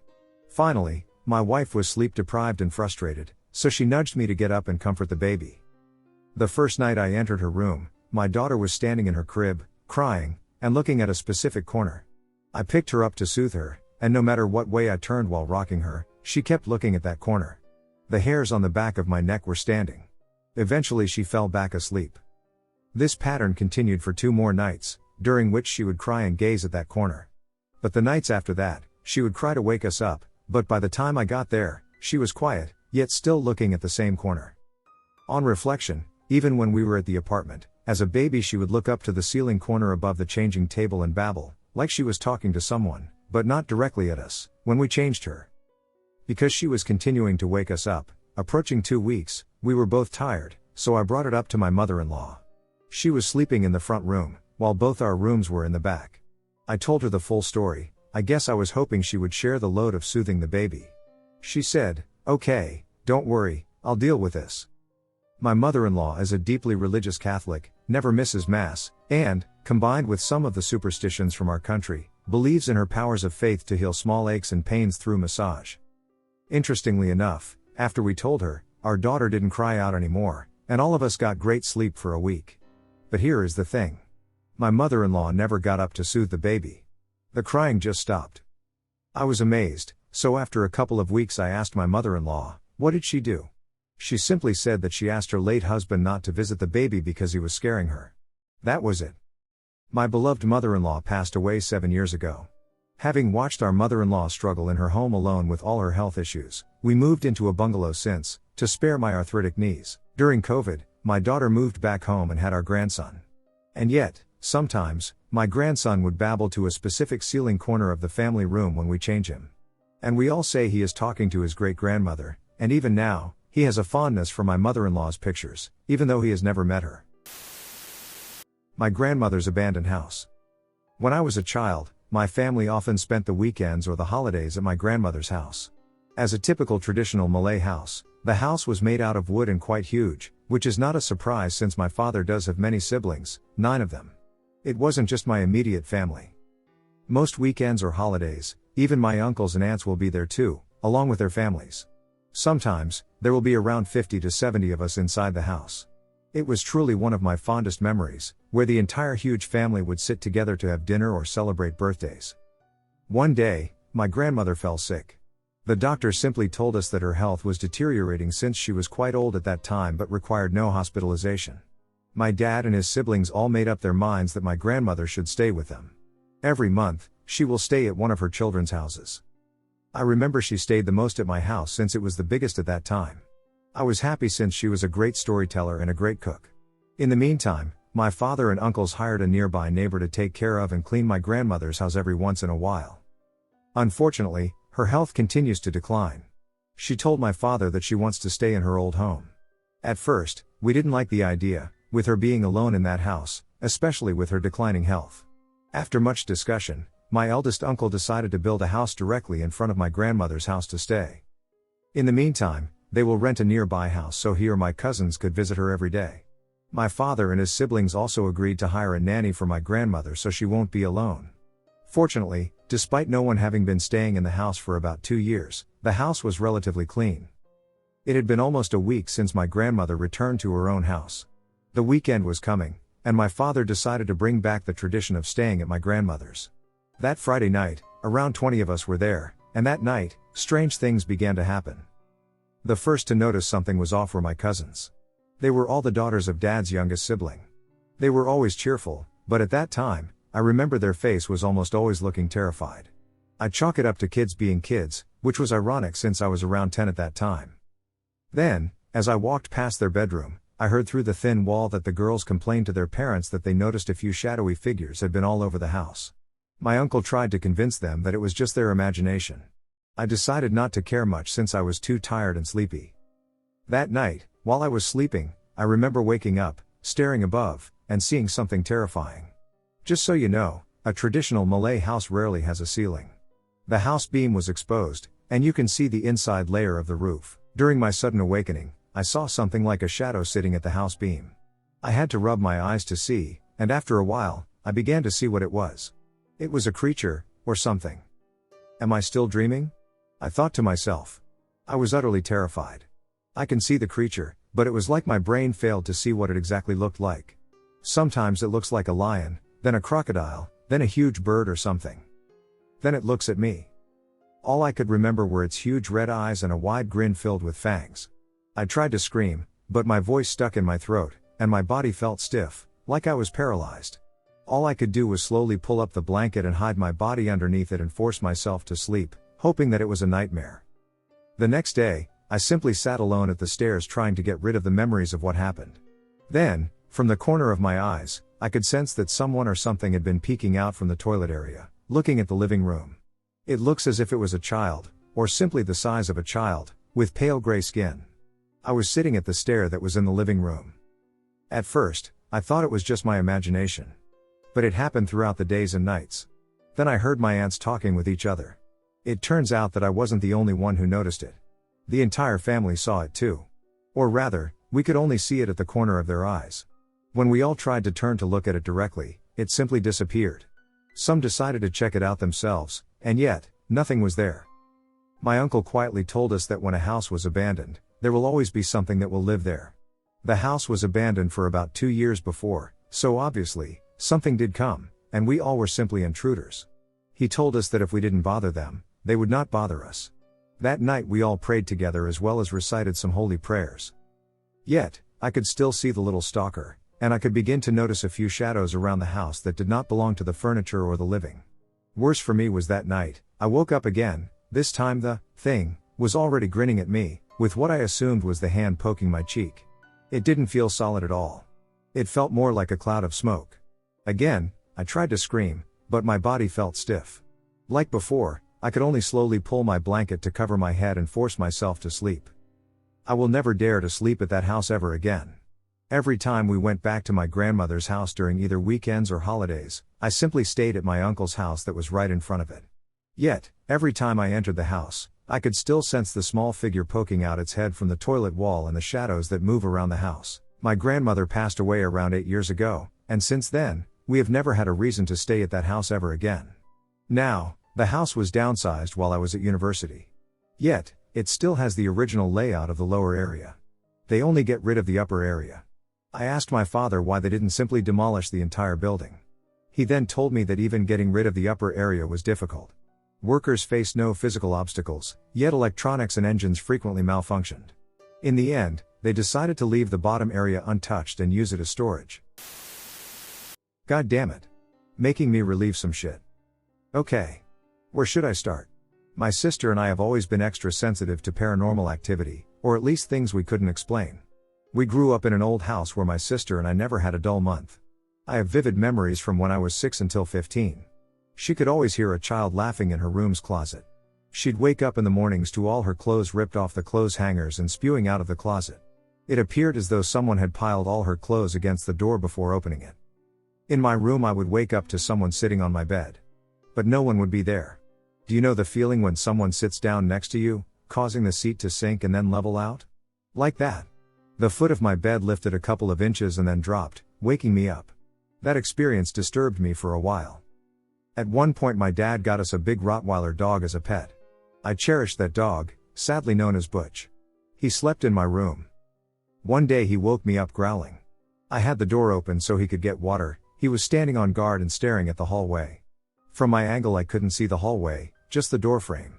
But I saw a light come on. Butch cautiously walks up to the door, looks left, and starts tracking someone walking from left to right. His head was down, but he was looking up at eye level. Then the hall light turns off. He starts slowly walking into the hallway and goes to turn right. The hall light turns off. I get out of bed and get behind him to peer over. Nothing. The kitchen light then turns on. At this point, I'm at my doorway. Looking right, down a hallway, kitchen on the left, dining room straight ahead, and family room to the right. I can only see into the dining room from my doorway. Butch creeps up to the kitchen to look in. The light turns off. He stops growling. I wake up. No one. He starts growling again and quickly walks to the family room. The light turns on. I can only see a portion of the family room, including the light switches, no one. He disappears into the family room, growls deeply, then runs out of there back to my room. Lights turn off. I walk up to the corner to peek in. No one is there, but my dad's rocking chair is rocking slowly, as if someone is sitting in it. Then the chair stops for a second and rocks forward quickly, as if someone got up suddenly. I ran back to my room so fast it felt like I was avoiding an explosion. I kicked the door closed and sat in the corner with Butch until my dad got me in the morning. That night sucked. Let's see. What else? I've seen people in corners staring at me from time to time. My peripheral vision is fairly good, so I'm confident it's not the light tricking me. I've seen figures in my mom's room hovering over her when I went in to use her bathroom late at night because the main one was occupied by my sister. I've gone into the kitchen to get something in the middle of the day, walked away a few steps, and after hearing a bang, I've gone back to find every cabinet door open, like 20 of them. That's happened a few times. And that's just living in California. I spent many summers in Mexico with family, and I've experienced even stranger occurrences there. Spirits, or whatever, are way more angry down there. Paranormal experience when I lived near Big Bone Park. Several years ago, when I was married, my ex and I moved to a tiny place right near Big Bone Park in Union, Kentucky. It was beautiful, and I loved it there at first. But it didn't take long before living there terrified me. One night right after we moved in, I was out on the couch by myself watching TV when I heard these god-awful screams coming from outside. It sounded like female human screams, but furthermore, I'm aware that some animals can make sounds we think are human. After the sound stopped, I heard the barn door open and shut forcefully 3 times. I thought something was going on out there, so I went out to check, but there was nothing. It didn't even look like the barn door was open. I got a really bad feeling and just hurried up and went back inside and got into bed with my ex. I told him the next morning what happened, and he just figured a rabbit was getting killed or something like that, but there was never any sign of it. Just weird. The next time something significant happened, it was pretty scary. Little things were happening all the time in the house, but they were always so small and vague that I was able to overlook them. This time there was no denying it. We were in bed, and I woke up in the middle of the night just randomly at like 2 in the morning. I rolled over on my back and was just kind of looking around the room in the dark when I looked over to my left to the side of the bed where my ex was lying. And standing right at the side of the bed were 2 people. I could not see heads. It was like heads were blotted out.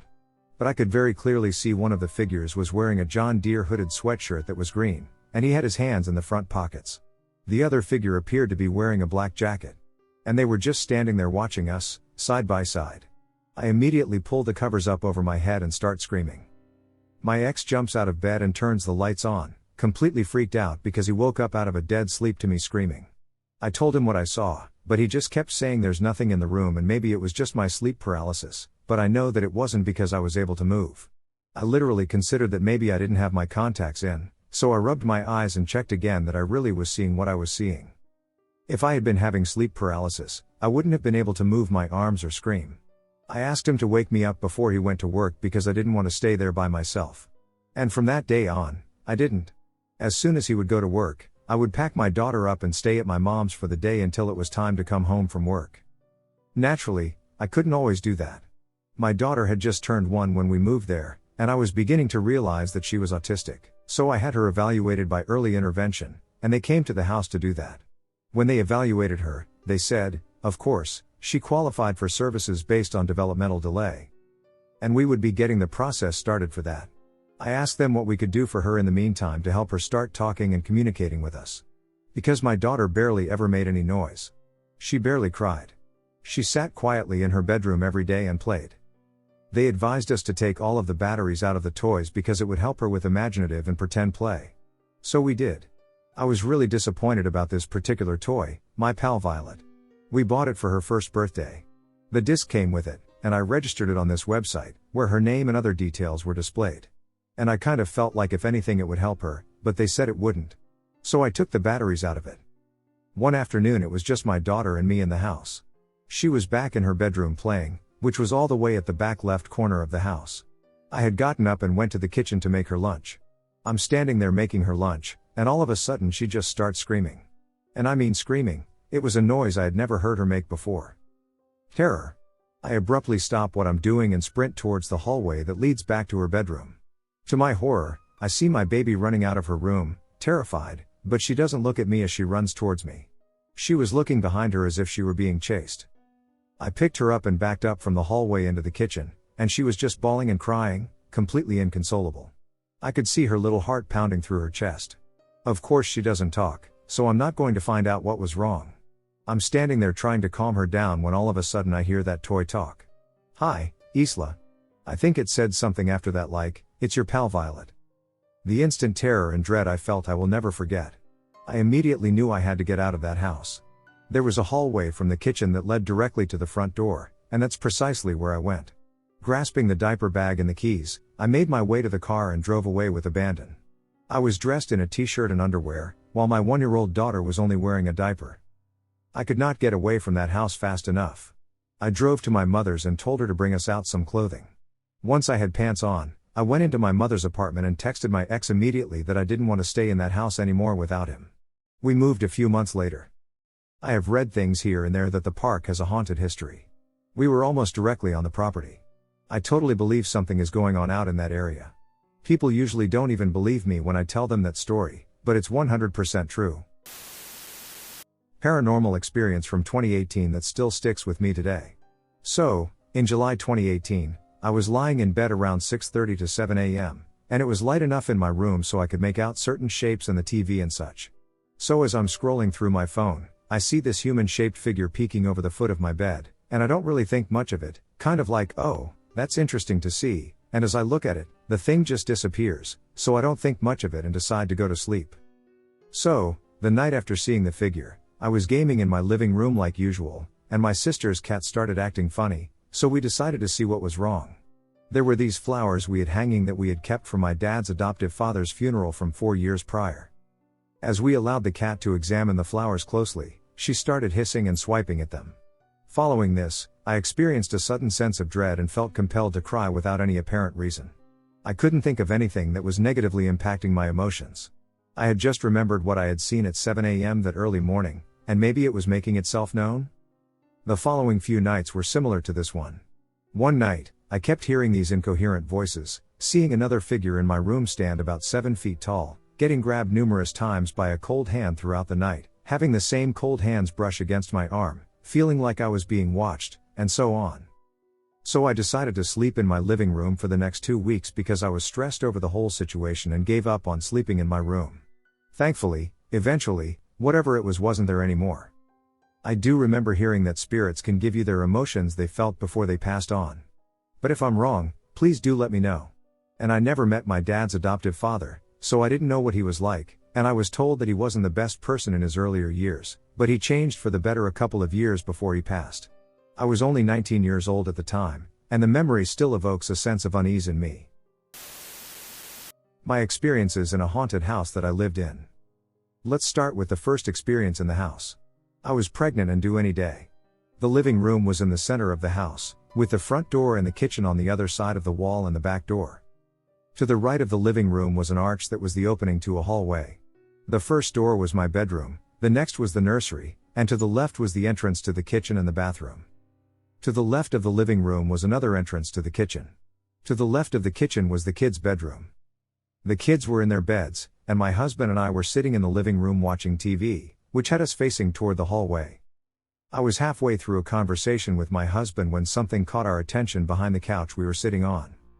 A large, massive shadow formed and moved up the wall, up over our heads, and began moving toward the hallway.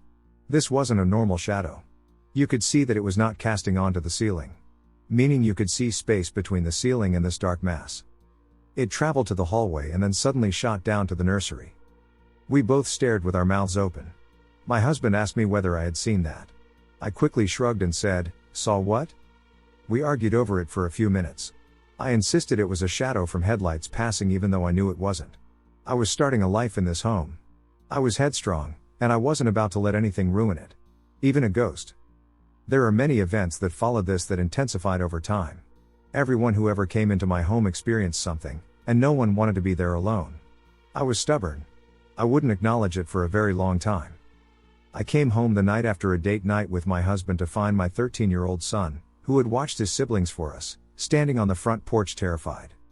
He reported hearing furniture banging around in my bedroom. He would open the door, and everything would be fine. Then something started knocking loudly on my bedroom door. So he waited outside for us to come home. My mother moved in with us about 2 years into living there. She slept on the couch. My husband spent the night working. I woke up in the middle of the night to find my mother in bed with me. She was physically shaking. I've never seen my mother like that before or after. I asked her what was wrong. She said the babies are crying in the nursery. I was half awake and confused. We had long ago moved the baby out of the nursery because of the events that went on. I wasn't registering what she was saying. "What?" I said. "Why are they in the nursery?" I got up and started walking toward the door when Mom grabbed my hand and pulled me to her. She was whispering as if she was afraid someone would hear her, or something. "Our babies are asleep in their room," she whispered urgently. "They aren't in the nursery." I froze. I willed my legs to move as I shuffled toward the nursery. The door was shut, and I could hear children's cries. I grabbed the doorknob, took a deep breath, and then quickly shoved the door open. I don't know what I thought would be on the other side. Silence. There was no more crying. The nursery was still in the dark. Looked like a nursery. I stared into the room and let out a deep sigh. There was a chuckle as I turned to walk back to my room. Suddenly the nursery door slammed behind me with a thunder, and the crying could be heard again. This time I was mad. I rushed forward, slamming the door open. This time the crying didn't stop, but it sounded like it was coming from outside. The room was very cold. The dog is barking in the backyard, going nuts now. I march outside to catch the prankster only to find my dog barking at the nursery window, and I can hear the crying coming from the nursery. It's not outside. I shut and locked the nursery. I brought the dog in and sat up all night with my mom in the living room listening to the children crying. It didn't stop until daybreak. I spent many nights this way in that house trying to protect my family as the events intensified and became darker and more harmful. Those were dark days. I really don't know how to tell anyone of this event without sounding totally crazy, but I'm going to attempt it anyway. I was midway through my art degree and was severely sleep deprived and stressed, so maybe that factors into it, because although there were other very weird and scary things that happened in that house, I've never experienced anything this severe since. It was early morning with a big drawing assignment due. I had rolled my massive drawing out on the floor to work on it the night before and was in the midst of carefully rolling it up and getting ready to leave when I got this feeling. I don't remember hearing anything, nor did I feel any dreadful sensations like being watched. I don't understand why I turned to look behind me, but when I did, there was this black figure with no features, solid looking, and moving behind me in the clear daylight. The way it moved chilled my blood. It was standing, torso hunched forward, knees bent, moving sideways slowly, putting one foot over the other, arms bent slightly at the elbows, like it was trying to be as quiet as possible. It was like it was stalking/hunting me. It stopped moving soon after I saw it, and as I stood frozen, absolutely petrified, it just vanished. I don't know if it was paranormal, but if my brain made it up, That's almost as scary. Haunted Appalachia. Okay, so first off, these stories are 100% true. Most were told by family and friends through the years, along with some of my encounters in the rural mountains and ridge lines of my county. Of course, as with all creepy stories, to give you a good scare, take them with a grain of salt. However, I must still say that these stories are as real as me sitting here writing this up. I have grown up in eastern Kentucky for several years since the age of 1. My family, both sides, has grown up in the rural Appalachias their whole lives as well, but as with modern times, they moved to the small town nestled here in a valley in between rolling hills and deep ridge lines. Where the following stories take place is a rural area nestled deep in the Appalachian Mountains. It's got a name, and it's considered a county. However, the area where my dad's family grew up in within this area, and where these stories come from, is more like a collection of deep ridges and mountain folks than anything else, just to clear up any confusion that this is in an actual town. During the early days of the settlers, these mountains were home to the Cherokee Indians. Many cemeteries in this area actually have around 30 to 40 graves of Native Americans buried there, marked with stones and rocks rather than a more traditional Indian burial routine. In the 1800s, George Washington's aide-de-camp, Colonel Grayson, was bestowed upon him a 70,000-acre piece of land, which now is where my town is located today. Story number 1. In the 1970s or 80s, my mom, her aunt, and her small cousins were driving on an empty road just outside of town when they crested the top of a hill where an abandoned farmhouse stood. They stopped their car abruptly when they noticed a massive, saucer-shaped craft hovering over the house. Fearful, my mother and her aunt sped out of the area, swiftly making their way back to town. However, as they glanced in the rearview mirror, they noticed the craft pursuing them at a high speed, closely following the car. Despite their best efforts, they were unable to evade the craft. It chased them for over a mile back to town until finally, just at the edge of the county road that leads back into town, it finally disappeared. My mother has told this story at least 100 times to family and friends, most of whom believe her, as they too have seen strange lights in the sky in and around various areas of the community, though some don't. She drew me a picture of the spacecraft a few years ago, which I still have. It's gray and almost metallic looking. By the way she drew it, it has red lights on all edges of the bottom of the craft along with a few green lights on the sides of it. If anyone wants to see the sketch, I will happily oblige. Story number 2. When my mother was a child, old enough to know when something was going on, she was at home with her parents and siblings one night, when a man whom her mother and family already knew and were acquainted with barged into the house, scared out of his wits. He lived in a cabin deep within the woods some miles away. During his stay there, he reported poltergeist activity, orbs, and paranormal activity within the property and house itself. He would go on to tell my grandmother that reportedly he was tormented all night by a demon who threw pots and pans, glasses, and even furniture at him. This phenomenon went on for almost the entire night. It would throw them completely out of the cabinets, almost hitting him with them. It also reportedly started knocking and tapping on the sides of the house and thumping the walls and ceiling. Finally, he summoned the courage to utter the Lord's Prayer and attempt to rebuke it in the name of Jesus Christ. This seemed to aggravate it further, leading to increased aggression, and now it was attempting to kill him with heavier objects. He ran from the house and spent around 7 to 8 hours walking through the woods and rural country roads back to my grandmother's house. While on his way to the house, he reported that he could hear footsteps trailing him in the woods and next to the road, but he couldn't see anything. It continued for several hours until he finally reached their house. Story number 3. In the 90s, in town sat a white brick house at the top of a small hill. A man and his wife lived there for several years. The man was in his 40s or 50s, and the woman was somewhere around the same age, I believe. Anyways, one day while my mother was working at a local gas station where the woman also coincidentally worked, the man had called her saying that something was wrong with the gas in the house and he was going to go look at it to see if he could fix it. The gas was located in the basement. He went downstairs and lay on his back and crawled up under the thing to see what had happened. He lit a match, and immediately the house exploded, sending rubble everywhere and a massive fireball and smoke that could be seen throughout town. The man's wife, who saw the explosion from the gas station, ran home to discover the house gone and nothing left but its foundations.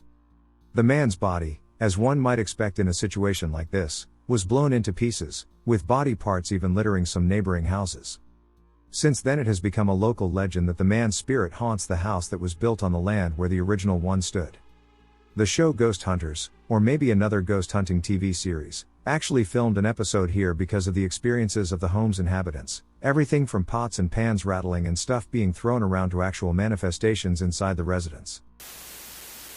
This experience that I had as a teenager is something I've only shared with close friends or family members. I'm sharing my story to find out if anyone else has experienced or heard of something similar. When I was 13, I got my first boyfriend, and I would go over to his house, and his entire family was convinced that they had a ghost in their house due to multiple unexplainable occurrences. They explained her as a little girl, and I, honest to God, never believed them, even for a second. I have full body chills writing this right now. But one day my boyfriend and I were getting ready to go to the movies, and we were the only two people home at his house, and while he was turning all the lights off so we could leave, I stood waiting for him to finish. We would enter and exit through an attached garage, so I was standing in front of the door to the garage when I saw what I thought was my boyfriend crouched down peering at me from behind a love seat. Mind you, it's nearly pitch black, but he was wearing an orange crewneck, which is why I knew it to be him, and my eyes were slowly adjusting to the dark, so I chuckled and I said, "Ha ha ha, I see you," and it smiled at me in a way I will never forget. It looked just like him. I have tears flooding my eyes as I'm typing this. It then morphed into a giant dog. It was black as night, and I could make out that it resembled a German Shepherd or a Doberman. It was about 10 times their normal size. It just sat there staring at me, now closer and no longer behind the seat. And then I heard my boyfriend yell from upstairs, "All right, let's go," and the sound of him starting to come quickly down the steps, and that's when I really freaked out and ran out of his house and never went back in ever again. Thereafter, things started happening to me at my house. One night I was lying in my bed facing my wall with my eyes closed, and I felt someone sit on my bed next to me, thinking it was my mom. I woke up when I felt something rub my head and hair. I remembered my door was shut, so it couldn't be my mom. I flipped around like a fish, and no one was there. Thereafter, my boyfriend gave me a cross necklace for protection, and within a week it had bruised/burnt onto my chest in the shape of the cross, and even after taking it off, the mark remained for close to a month. I started having demonic dreams of my worst nightmares coming true. I wake up to slowly being pulled off my bed by my arm, sleep paralysis, at least 3 times a month. My friends didn't want to come over because they would experience terrifying things and see demented things when they fell asleep, like me. What's even more terrifying is that I can't recall the exact moment it ceased or the reason for its sudden cessation. Us moving is probably what made it stop, but why did it follow me from his house and then stop? What kind of spirit was this? Was it a demon? Why did it leave me alone? I lived with a paranormal entity. I can't pinpoint exactly when I began to experience this. The best I can remember is I was around the age of 10 to 11, although it's possible the occurrences began a little earlier than this.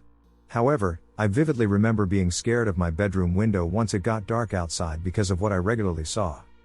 On numerous occasions I would see the same face in the bottom left corner on the outside of the window, just looking in at me.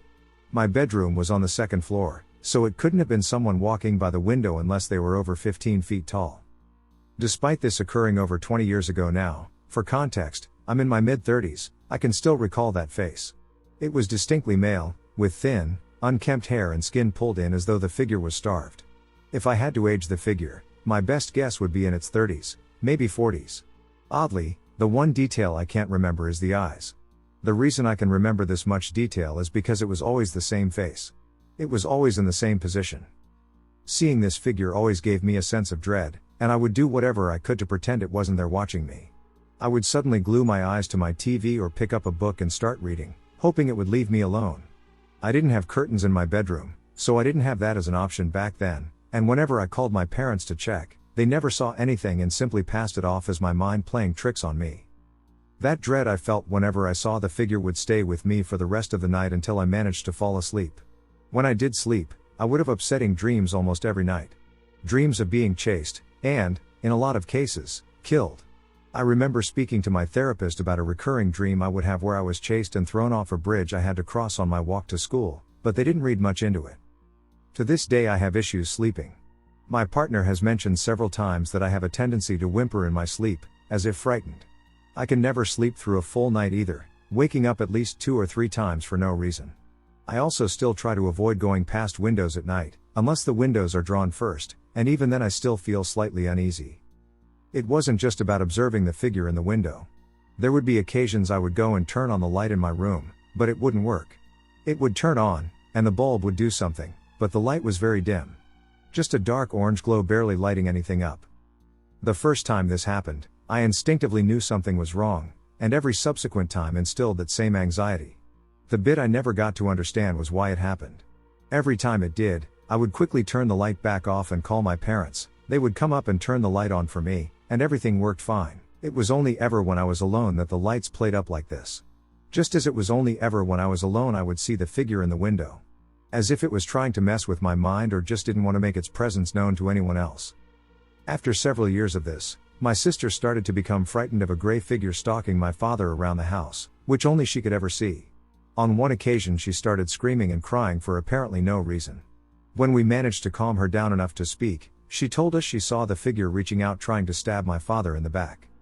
It was at that point I definitely knew something wasn't right and confided in the school chaplain. We weren't a religious family in any sense, but I attended a Catholic high school, and at this point I didn't really know who else to turn to.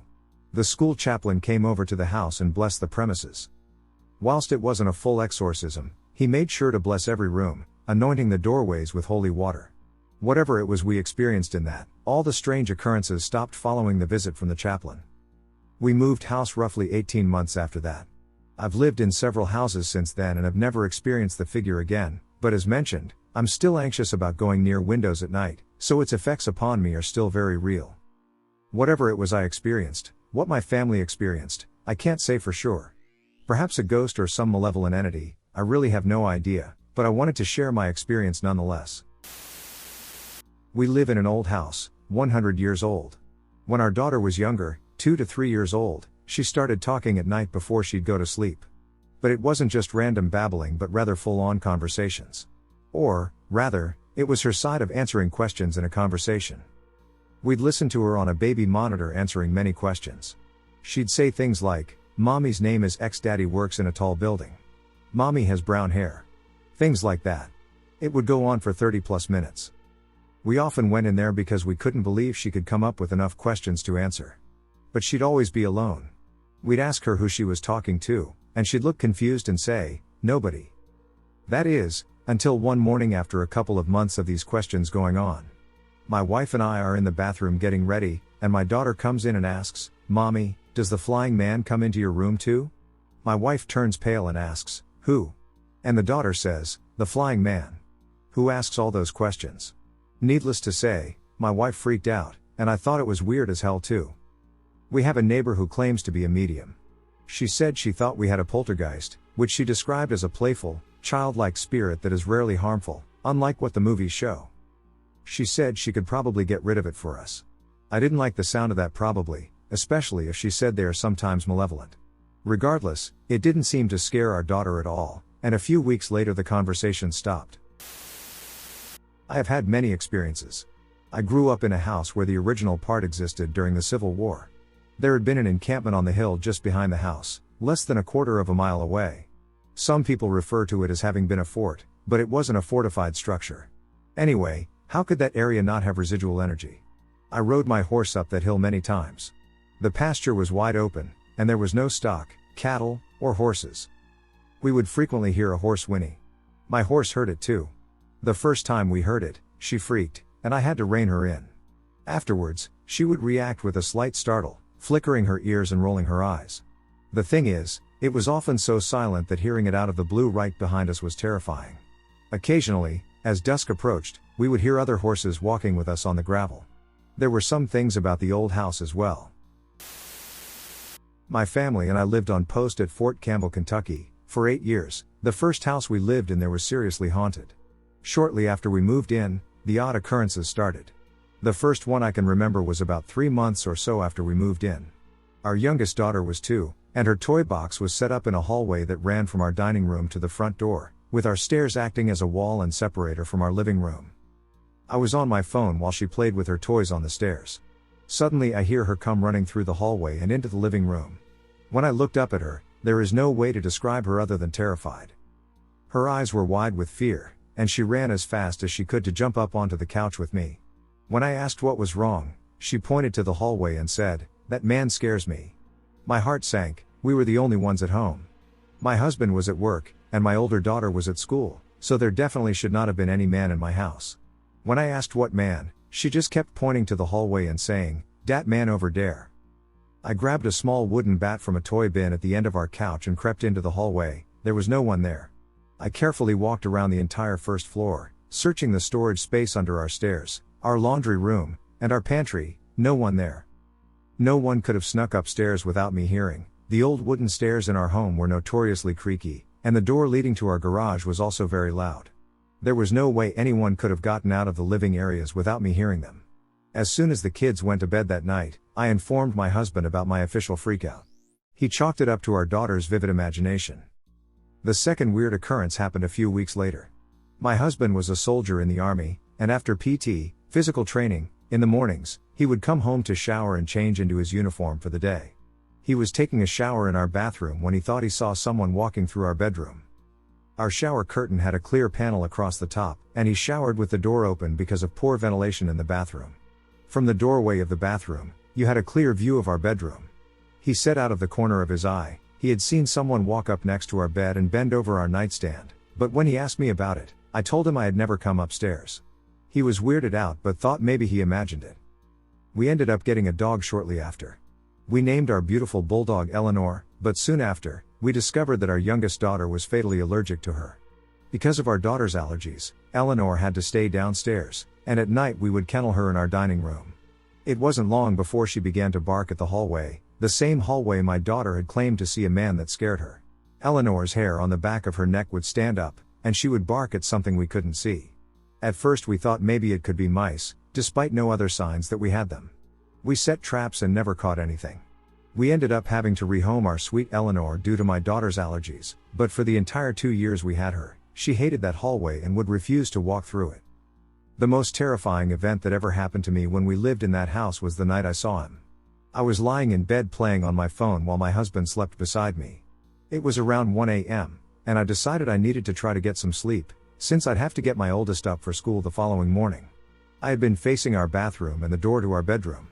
I rolled over to snuggle up to my husband, and standing in the corner of our room was a soldier in full uniform. The room was dark, but because of a street lamp right outside the window, he was illuminated well. I screamed and smacked my husband to wake him up, and as soon as my husband jumped, the soldier took one step toward the bed and disappeared into thin air. I was hysterical. My husband told me I had to have been dreaming, but I had never been to sleep, and I knew what I saw. He had been so solid I would have sworn he was a real person, until he faded away right before my eyes. I was terrified, and it took me forever to fall asleep. The next day, I talked to a friend of mine who had lived on our street for a few years. At first, I simply asked if she had ever heard of anyone else on post complaining about their house being haunted. She said yes and asked why. I didn't tell her what I saw, but I did tell her that weird stuff had been happening in our house. She immediately got uncomfortable and said, "Well, you know somebody who used to live on our street ended himself in his house, right?" I was shocked. I said no and asked her when it happened. She explained that when she and her husband first moved in, they used to have block parties in the cul-de-sac at the end of our street. Shortly after they moved in, they went to a block party to meet the neighbors, and someone at the party told them it was a good thing they hadn't moved in a few months earlier because one of their neighbors had committed suicide after returning home from war. They said he had suffered from PTSD and shot himself one night, and with it being a military post, it had really shaken up the whole neighborhood. My friend wasn't sure exactly which house it happened in, but judging from what we had all seen and experienced in my house, I was sure it was mine. We had tons of other experiences in that house. We lived there for 6 of the 8 years we lived at Fort Campbell, and there was always something weird or unexplainable happening there. I moved into my house 4 years ago. It was built in the early 2000s, but a seaplane crashed in my backyard 2 months before I moved in, killing the pilot and the passengers. They crashed in a very shallow spot between my dock and my neighbors. There have also been multiple drownings that have happened in the lake behind my house. The house I previously lived in before this one was right up on a cemetery. I lived there for 15 years, and I have a crap ton of stories for that one, but I'll begin with the house I'm in now. One of my friends drove up to come visit me.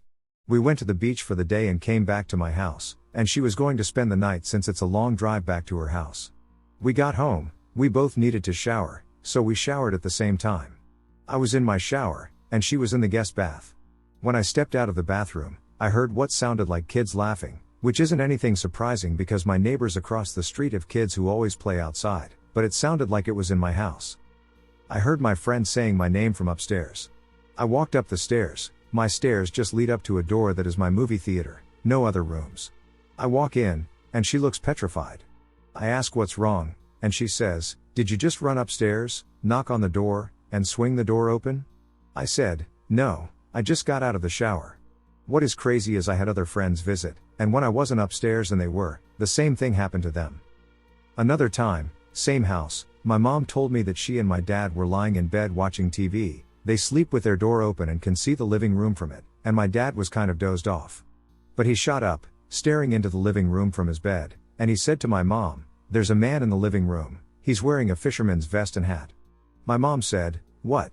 He said, "He just waved to me and walked away, but he was transparent." He claims he has seen the man a couple more times after that. This story is I left my house at the same time my parents did but in separate cars. I was going to hang out with my now ex-boyfriend, and my parents were getting dinner. We got home at the same time and walked into a bag of marshmallows opened and scattered around the counter, a box of tin foil with it unraveled, and a knife. Very bizarre because all our doors were locked, there was no sign of anyone coming in, and we never left that stuff on the counter, let alone the fact that no one was eating marshmallows. My mom also has extreme OCD, she would never walk out of the house nor leave anything on the counter, and my dad never eats just marshmallows, and I don't have a sweet tooth. It turned into a blame game, we were all blaming each other, but we all said we didn't do it. To this day we're still confused on how the marshmallow left our pantry, which was closed and was on the complete other side of the kitchen, open perfectly. Or how a knife left the drawer, or how the tin foil left the cabinet it was in, which was on the complete other side of the kitchen as well. It's been years, and we have never debunked this. We have Ring cameras and door sensors on every corner, none of them went off when we were gone. Now a story from my old house, which was up against a cemetery. My grandfather passed away the day after my sister's birthday. He was leaving his house to drive 9 hours to come celebrate when he had a heart attack on his way out. Every single year on his birthday and death anniversary, all the alarms, fire, clock, and security alarms, in the house would go off, and every clock would reset all at the same time. The exact time he was pronounced deceased. My mom and I were once standing in the kitchen talking. I was recording a Snapchat video of my friend when all of the alarms went off, but there was a different alarm noise as well. We followed the sound to my sister's room, which none of us had touched since she left for college. She had been absent for months at this point. I walk in and follow the sound to under her bed, and I pull out an alarm clock that I've never seen before, unplugged and not battery powered, going off. I FaceTimed my sister to ask if it was her clock, and she said it was a clock my grandfather gave her years before he passed. It's just weird to think that it's never gone off before, as well as that there's no source of power for it. The house on Roseway. When I was young, I stayed at my aunt's house a lot due to my mom and dad working a lot. My younger brother and I often stayed overnight. The house we stayed at was located on Roseway Road in El Paso, Texas. I knew nothing about the paranormal at the time, but little did I know that what I was about to witness would change my life forever. My aunt was on the phone talking with someone, and I was watching TV. It was daytime, and what she started talking about caught my attention. She said, "Well, last night I walked into my husband's room, and I saw an old lady in a white dress standing over him just watching him. My uncle and aunt didn't have a very good relationship due to his abuse of alcohol, so my aunt would sleep in the living room on the sofa." Then she said, "Then the old lady looked up at me and stared for about 30 seconds and just vanished." That story shook me as I overheard her words as she spoke on the phone. I wasn't comfortable in her house anymore. Days later I heard her talking on the phone again, saying maybe this lady left unfinished business behind. My aunt believed that her house contained maybe some kind of buried treasure or that this lady left money buried within the house. I didn't believe her, I thought maybe she watched too many movies. One night my whole family had a family gathering, and we sat at the dining room table playing cards. Of course, my father and uncles were drinking, and all were having a good time. The table was followed by the kitchen down a dark hallway that led to all the bedrooms. Down the dark hallway a tall black shadow walked by, and I quickly turned my head to see who it was. It wasn't human, and it was all black from head to toe. I didn't notice that the whole table of my family suddenly grew quiet. They all stared down the dark hallway. One of my uncles said, "Did you see that?" Everybody at the table had a shocked look on their faces. My uncle then said, "There is someone in the house." He then got up and headed toward the shadows to investigate. He then came back and said, "Nobody is over there, and all the rooms are dark and quiet." The mood quickly changed, and the night was no longer fun for anybody. Years later my family had a Thanksgiving get-together once again at my aunt's house on Roseway. At the time, camcorders were a big thing. This was the 90s, so yeah. The sun went down, and all of the family was watching TV in the living room. I started playing with the camcorder and started to record. I thought it was so cool and walked around the house with it. My aunt said, "John, don't go far, the rooms are dark and nobody is in them. Please leave the doors to the rooms closed." I agreed and went on with my adventure with this device that astonished me. Hey, I was a kid, so anything like this in the 90s blew my mind. I walked to my uncle's bedroom, filming as I walked. Then I thought to myself, imagine if something were to happen, how cool it would be to capture it on camera. I stopped at the closed door, and I heard light scratching. Then from the other side of the door I heard 3 knocks, and suddenly the door started opening. I thought to myself, maybe somebody is in there? As the door opened, the room was pitch black. As the door opened, I saw a tall shadow standing near my uncle's bed. I ran screaming, and my dad asked me what was going on. I told him what happened, and he brushed it off as me seeing things. I showed him the video that I recorded, and he quickly said, "Who is that?" He got up and went to my uncle to show him. They both looked confused, and my uncle walked to his room. He checked the room and came back to tell us nobody was in there. I was scared from then on in that house. Over the years growing up, I would see the shadow all the time. It was usually quick and then disappeared. When I was about 14, my cousin had a friend over. Outside in the backyard, my uncle had a huge garage. It looked like a warehouse, and he and my 2 cousins would work on cars. My cousin's friend kept looking around and looked very uncomfortable. He then told my cousin that he had to leave. My cousin asked, "Why?" Then his friend said, "The spirits are making me really uncomfortable." He said that he was sensitive and that he could see spirits. I didn't believe him and laughed. Then he told my cousin that there are many spirits here and some of them had bad intentions. He said that one was a man dressed like an Indian. He then said some of these spirits are angry because this was their land and now you live here. My cousin's friend quickly left and never came back after that. I just thought he was crazy. The radio in the garage would turn on at random times during the night on max. The music that would play would be oldies. It would turn off and turn on many times. A couple of years later I was about 17 years old, and I needed extra money. My uncle told me if I cleaned the yard, he would give me $50. I jumped on it quickly. I showed up and started cleaning the yard. It was a huge yard next to the garage. The sun was going down as I was finishing cutting the grass. Suddenly the lawn mower turned off, and I couldn't get it on. I messed with it, and as I looked to get it working again, I could see a silhouette of a person standing right in front of me. I turned quickly to see who was watching me, and no one was there. I had the chills, and I felt very uneasy after this. I got the grass mower working again and finished as fast as I could. I had the feeling the whole time that someone or something was watching me. This was my last encounter. My uncle, who owned the house, ended up divorcing my aunt. My aunt moved out. My uncle soon got in trouble with the law, and he was involved in embezzling money from the city. He was convicted in court and sentenced to jail. The city never paid for the land my uncle and aunt lived on. My uncle lost the house and the land. He got out of jail and soon passed away after being released. My wife has a hard time going to funerals, and I made her go to this one.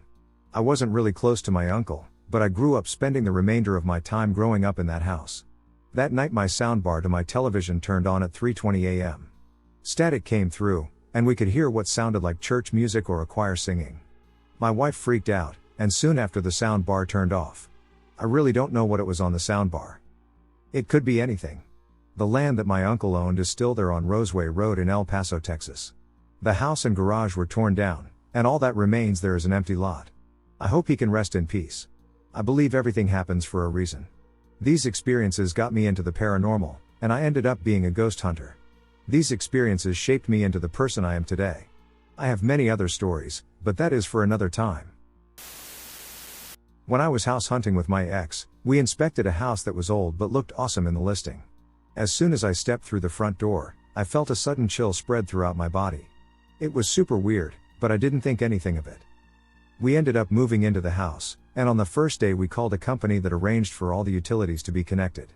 We'd already unpacked a lot of things, and the TV was in the living room but wasn't plugged in yet. I spoke to a woman from the company, and she asked for my address. When I told her, she said, "I used to live there. That house is haunted."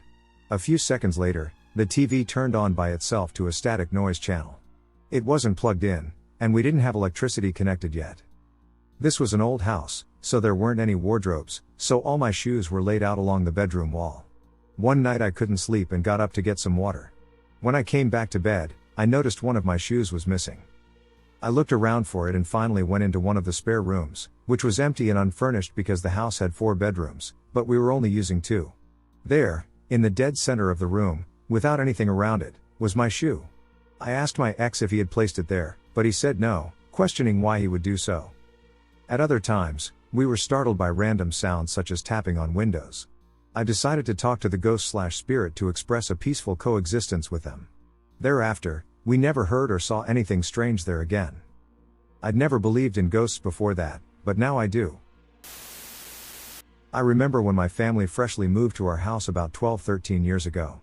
Before we moved in, we went and looked at the house. We had just looked in the daylight basement, which was carpeted. It had a bedroom, a bathroom, a storage closet, and another connected closet that held the water heater. The bedroom had 3 huge mirrored closet doors. In the closet was a small door that connected to the water heater closet. Anyhow, on our way back upstairs from touring the basement, my sister locked me in the basement, which had child lock hinges on the top and bottom of the staircase door. On the outside, it looked like they were either trying to keep a child from going down there, which made no sense for the bottom child lock hinge but made the most sense for them, or like they were trying to keep something or someone downstairs. Either way, I got the most eerie vibe from this basement, like I wasn't alone in this completely empty space. When we first moved in, my siblings and I kept finding bones all over the property. The weird part about this was that whenever we found a bone, there was a golf ball near it. I remember finding one with carvings in it, in another language, hanging on one of our fences. My dad wrote them off as animal bones anytime we found one and eventually threw them all away. We found clothes in plastic bags around the property that were mainly female clothes or male boxers. We also disposed of those items. There were a couple of nooses hanging loosely in a tree. Those were taken down and used for cattle. The tree was eventually cut down, too. A few years went by, and a lot had happened. These are all things that my siblings and I have experienced at this house. When I shared that basement room with my siblings, I remember positioning my bed in front of the closet doors. I had woken up but not moved yet, and there was a man crouched in front of me just moving his head back and forth super fast so I couldn't make out his face very well. I closed my eyes, and he disappeared. After that, we would constantly hear footsteps going up and down the stairs at all hours of the day. I saw a man about the same stature as my dad go down the stairs, so I followed him. I believe I needed to ask him a question, and that is why. The man I followed down the stairs had turned the corner to go into the back bedroom in the basement, and once I got to the corner, he disappeared. No one was down there but me. My sibling had experienced this same thing. It didn't stop there. My little sister was cleaning the living room in the basement one day and was getting an eerie vibe from the back bedroom, so she went over and closed the bathroom door and the bedroom door. After walking back down the hall, she resumed her cleaning, only to notice a few moments later that the bedroom door had opened again.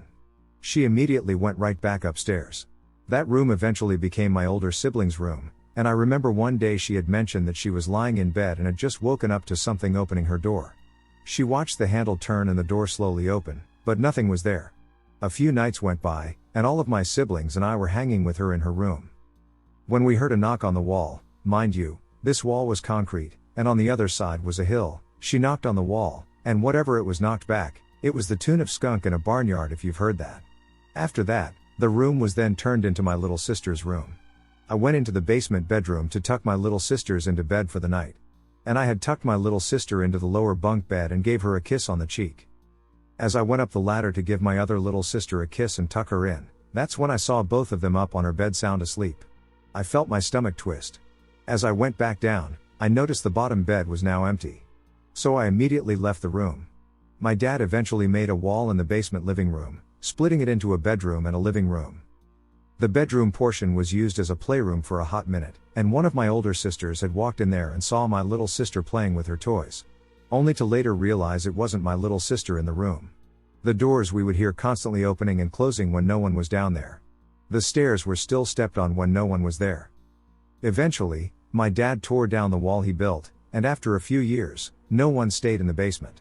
We used to witness ghost cars or individuals walking down to Pier Field, only to vanish from sight. We used to see a man walking his dog down in the field and just disappear. Remember, these incidents occurred over a period of years. These events didn't occur in one go. Eventually, most of the basement was renovated due to water damage. When my parents pulled up the carpet in the back bedroom, there was clearly a poorly done job of repoured concrete about 5 or 6 long and a couple of feet wide. It was very rough compared to the original concrete. However, once the basement underwent renovations, the unusual activity significantly decreased. All they did was remove the carpet and 2 of the mirrored closet doors. Not to mention, I've looked up this house address many times to see if anything had happened here. And to no avail, I couldn't find anything on the house or property. I don't know what the evil deeds were, and I guess I'll never know. Furthermore, my dad never believed my siblings and me about these experiences. And to this day, when we mention it, he shrugs it off. He doesn't even recall the bones, the nooses, or the clothes discarded. I was sleeping on a couch at my brother's dad's girlfriend's house because I work with him. I struggled to fall asleep, but eventually, around 10:30, I managed to do so. I had a typical dream. When I woke up around 11:30, I rolled onto my back on the couch, resting my head on the right side armrest.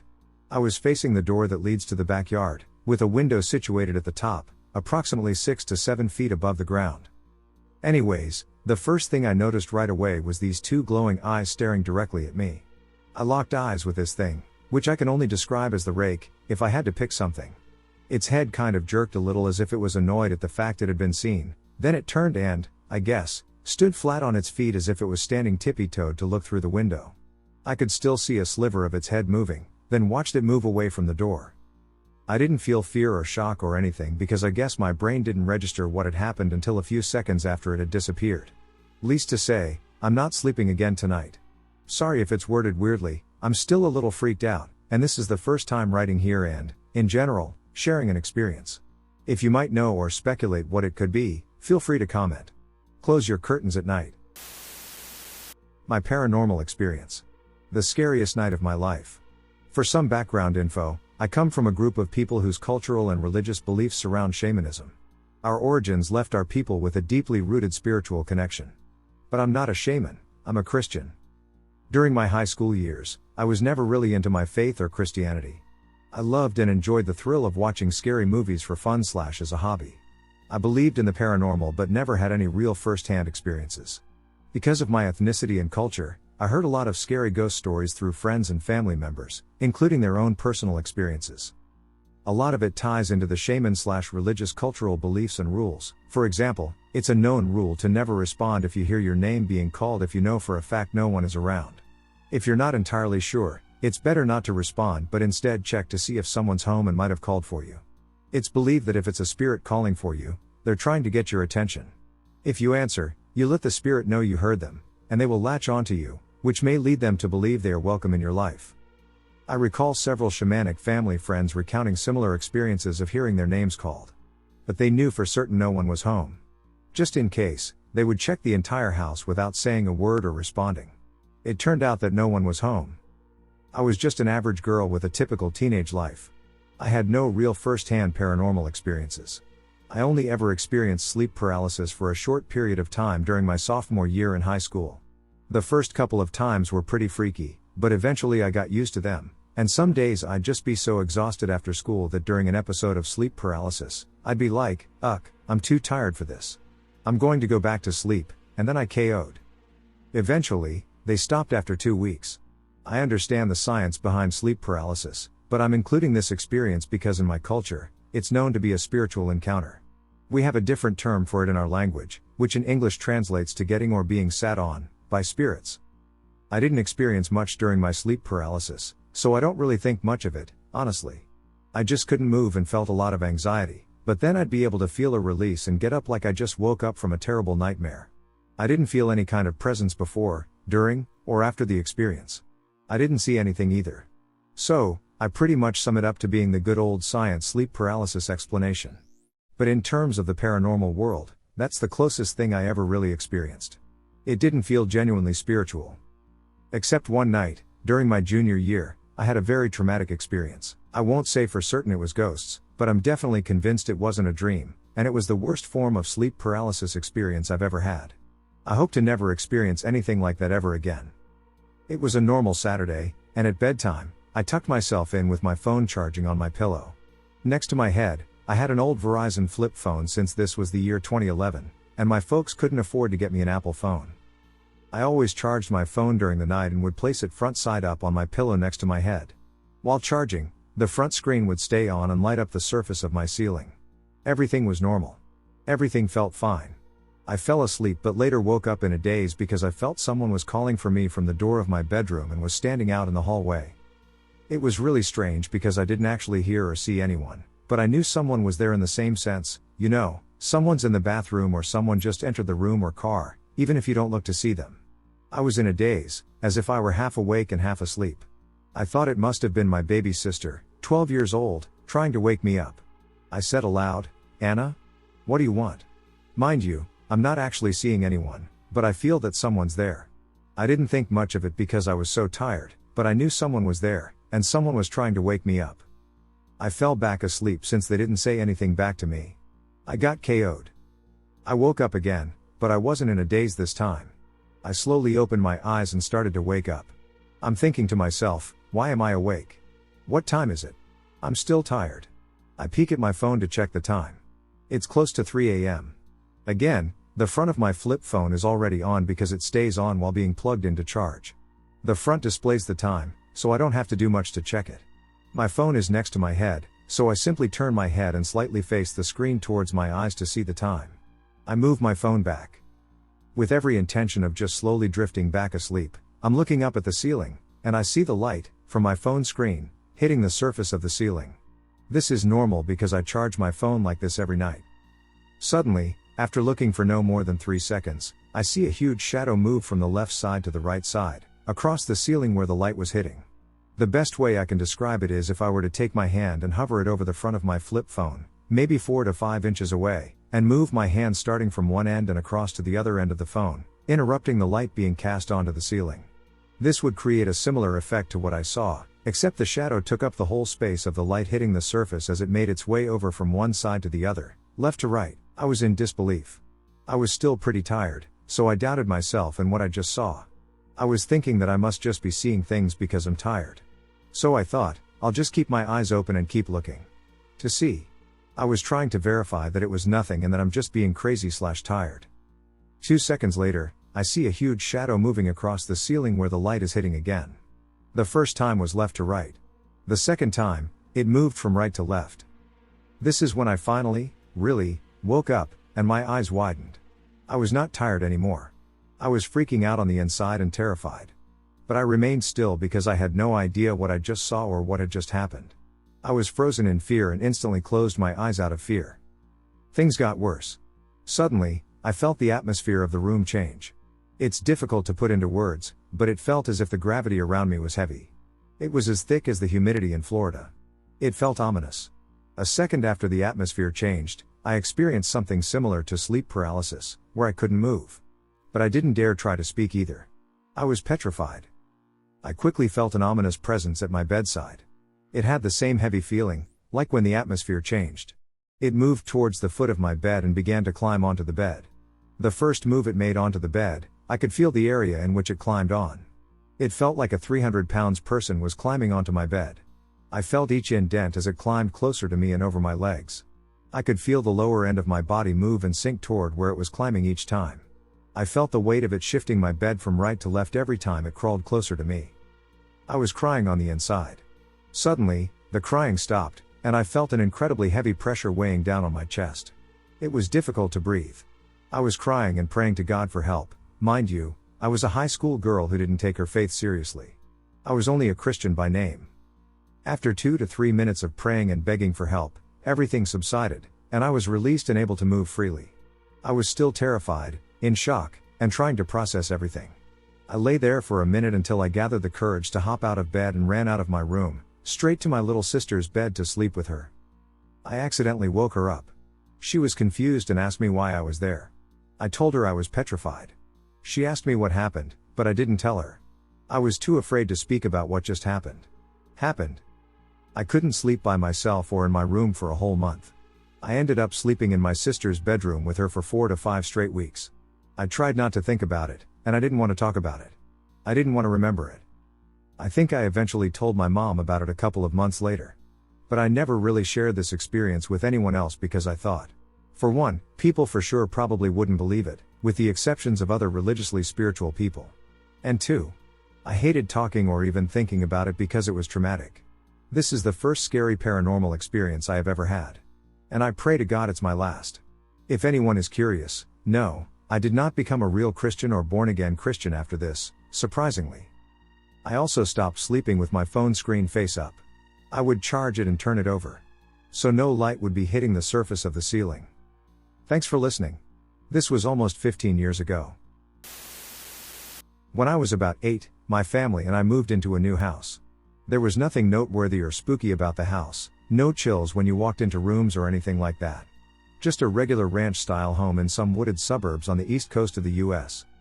I was with my older brother on his computer playing a PC game called Nickelodeon Studios that essentially allowed you to make little cartoons and other wacky things you could animate. We had finished a little movie or whatever, and he goes, "Okay, cool, let's watch it. Go turn off the lights." I excitedly walked to the other end of the room to hit the light switch. As I turned quickly back around, I'm not sure if I froze first or if what I saw froze me in place, but there was a figure of a woman, transparent enough that I could see through her to my brother, that floated sideways out of the closet adjacent to the computer. She was staring me in the eyes the entire time. I remember seeing through her at my brother's face, which had a look of confusion, and I remember wanting so badly to reach out to him. She floated past me as I stood there staring at her, unable to move out of sheer terror, until she finally floated off toward the floor, essentially in the direction of our bunk beds. At this point I snap out of it and immediately grab onto my brother as tight as I can, through tears asking, "What was that?" over and over. He was shocked. He wasn't sure what had just happened. In his version of the story, I turned around and just stood there petrified with the lights off. He wasn't sure what to say. We sat down for dinner with my family shortly after that, and I was a wreck. They all tried to make me feel better by making up this and that story about how it was nothing, but my dad had seen some crazy shit in his childhood and had told us the stories, so I knew this was the same thing, whatever you may believe that thing to be. Even I am skeptical of what exactly I saw. Some months later, and after a priest had come to bless our house, we're non-practicing Roman Catholic, my brother, who by the way always thought my dad's stories were probably bullshit, told me that what he actually saw that day was a yellow light come out of the closet. It floated in front of my face for a few seconds, and then it floated towards under our bed, and he heard, shh, which he described as what sounded like sand falling on a hard surface. What makes this event even weirder is that the house we lived in before this one also had a weird closet story, which I didn't piece together until many years later. I don't know the exact details, but when we moved into that house, one of my brother's friends told him that the old lady had died in my sister's closet after she went in there to grab something from a top shelf and had somehow fallen to her death. My sister experienced several strange things in that room and had on several occasions walked into me and my brother's room, which shared a wall with hers, to tell us to stop knocking on the walls, only to find us both asleep in bed. On the day we left that house to move into the one where I saw the woman, my sister's door to her room, which had thick carpeted floors that caught on the bottom of the door, had slammed so hard that it shook the whole house. My mom went to investigate only to find no one in the room or anywhere else in the house. My father came home the day after stepping out to run an errand to find my mom sitting on our front steps waiting for him, too scared to go back in the house alone. A part of me wonders if whatever I saw in that closet wasn't somehow outraged that we were leaving and made the journey with us to the new house. Who knows what it was, but we had that house for 20 years until my parents finally moved out, and I never saw anything else. It's amazing how vivid this moment is for me, still at 34 years old. Who really knows what it was? But holy shit, that was terrifying. About 8 years ago, I was in Italy at my aunt's house, and we were playing with my toddler, 2 at the time, and we were tossing his little rolled up socks like a ball in the kitchen. My aunt and I were on 2 sides of the kitchen table, and my son was by the door. He tossed the socks so that they flew by both of us down to the head of the table, where a chair was tucked in. My aunt and I both bent down to pick up the socks, but they were gone. They totally disappeared. We thought perhaps they rolled somewhere else on the floor or landed on a chair, but nope, they were nowhere to be found. We immediately thought it was the spirits that are in her home playing a trick on us. Her home has had a number of strange, frightening, and a few aggressive supernatural things happening over the years, and just the night before, when we arrived, I was kicked under the dining room table 3 separate times on the back of my legs, so we both thought it was him again. Hours later, after returning from an afternoon out, my aunt and I were back in the kitchen making dinner. My aunt was unwrapping fresh mozzarellas and putting them in a skillet. She unwrapped about 6, tossing the wrappers in the sink and putting the mozzarella in the pan. We were talking about how strange it was that the socks disappeared and that we would probably find them in an odd place. My aunt raised her voice and basically started telling off the spirit to stop being a jerk and return the socks and to leave us alone. I got a bit nervous and told my aunt to not speak to it with an angry tone and to just ask nicely. I was scared it would respond aggressively. All of a sudden, I heard my aunt make a terrible, frightened sound. She was just about to put another mozzarella in the pan when the rolled up socks appeared right there in the skillet. I've experienced other things, including my cell phone levitating off my desk to a heart-shaped rug in the middle of my bedroom. But this experience always sticks out as super bonkers. I've been followed by this thing for half my life. So I've been wanting to share this story to see if anyone can help me identify what this thing is. This story starts back when I was about 12. To set the environment and what was going on, I remember everything exactly because I was traumatized to all FCK from it. So some backstory, having moved into a nicer apartment than my previous one, I was genuinely happy. When I first got inside the apartment, nothing felt off to me or abnormal, just another place to live in, until I got to my room. It felt really off, and what really caught my attention was the closet. Every time I entered that room, I felt something was off and kept looking at the closet. It's one of those sliding door closets, the ones you commonly find in the USA for context, and when my family and I finally moved everything into the apartment, I had some downtime and was just in my room just to relax and play on my Xbox 360. I didn't have a bed at the time, so I was lying on a bunch of matted blankets, it'll make sense later, and just got this really off feeling from the closet, like I just couldn't keep my eyes off of it, like something was looking at me. I had this constant feeling that the door was just going to open, but it didn't for a while. I became extremely paranoid, unable to stop staring at the door, and simply waited. About a month in, it was about 8 to 9 p.m. I was getting ready to go to sleep. I was sharing a room with my younger brother, but he had left the room to take the dog out one last time before we went to sleep, so I was alone. I was lying down, about to fall asleep, when I heard banging and shaking and pushing from inside the closet, like as if someone was trying to fit inside or trying to get out. It kept doing that for a solid 30 seconds. With the blinds open and a full moon shining from the window, I was able to see enough. The closet door slowly and steadily opens, just enough to allow someone to peer at me from within. The closet itself was pitch black, but I saw what was inside, and it was darker than the closet. It wasn't humanoid, it wasn't animalistic either. To describe what it looked like, it had a pointed head, like sharply pointed. Its arm, from what it looked like, was pointed, and it was massive. It was tall, barely fit inside, and lacked any facial features. However, when I looked directly at it, it appeared to have no eyes at all. I sat there for like 10 to 20 seconds, frozen in fear, but my survival instincts kicked in and told me to run. I ran to the door, ran out, and went to my mom. I couldn't speak or anything, I was pale, and all I could say was closet. My mom and my stepdad, at the time, went into the room with me to go see what I was talking about, and the closet door was closed, and my SD thought I was just dreaming or making shit up, but I wasn't. I know what I saw. The fear I had experienced wasn't a nightmare or my imagination, it was real. I ended up sleeping in my mom's room for about 3 days, and on the second night I got sleep paralysis. My face was dug into my mom's back, but I felt that thing watch me from the edge of the bed, and I forced myself back to sleep to just not suffer that fear again. About 6 months passed, and nothing really happened. I ended up going back to sleep in the room and getting a bunk bed. I was on the bottom and even closer to the closet this time. The second time this happened here, it was the same situation but a little different. I was actually fully asleep this time, but I got woken up by my dog that was sleeping with me. He woke me up, growling at the closet. I sat up to look at him, and I saw that damn closet opening again. I was surprisingly a little less freaked out this time. I looked back down at my dog to calm him down. He glanced back at me, and I glanced up at the closet, which remained closed as if it had never opened. I go tell my mom what happened, and I sleep with her that night. After that it didn't happen again, but it started to antagonize me by scratching the walls at night in a series of 3. After about 6 months I moved out and got some news of the history of that apartment. Apparently the room I was in had some pretty sickening stuff in the closet that the maintenance staff had to clean out. The closet had decapitated heads of animals, a cat, a goat, and some birds, with a pentagram symbol drawn in blood on the wall. Ever since then, that thing has latched itself to me, and it makes itself known every once in a while. I had moved from that apartment, and nothing eventful really happened, but I had started to see a shadow silhouette looking at me from corners in my peripheral vision, and when I would actively look at it, I saw it move right as it happened, not disappear like what can happen with your brain sometimes when you thought you saw something but it really was just a glitch in the brain. I would actively see it move back behind the corner, and every time I checked if one of my siblings was messing with me, nothing was there. Later on here at this place, I had started to hear my name being called by my siblings that weren't home, Or if they were, they thought I was just hearing things, and while that did happen from time to time before the first incident, it started happening really often.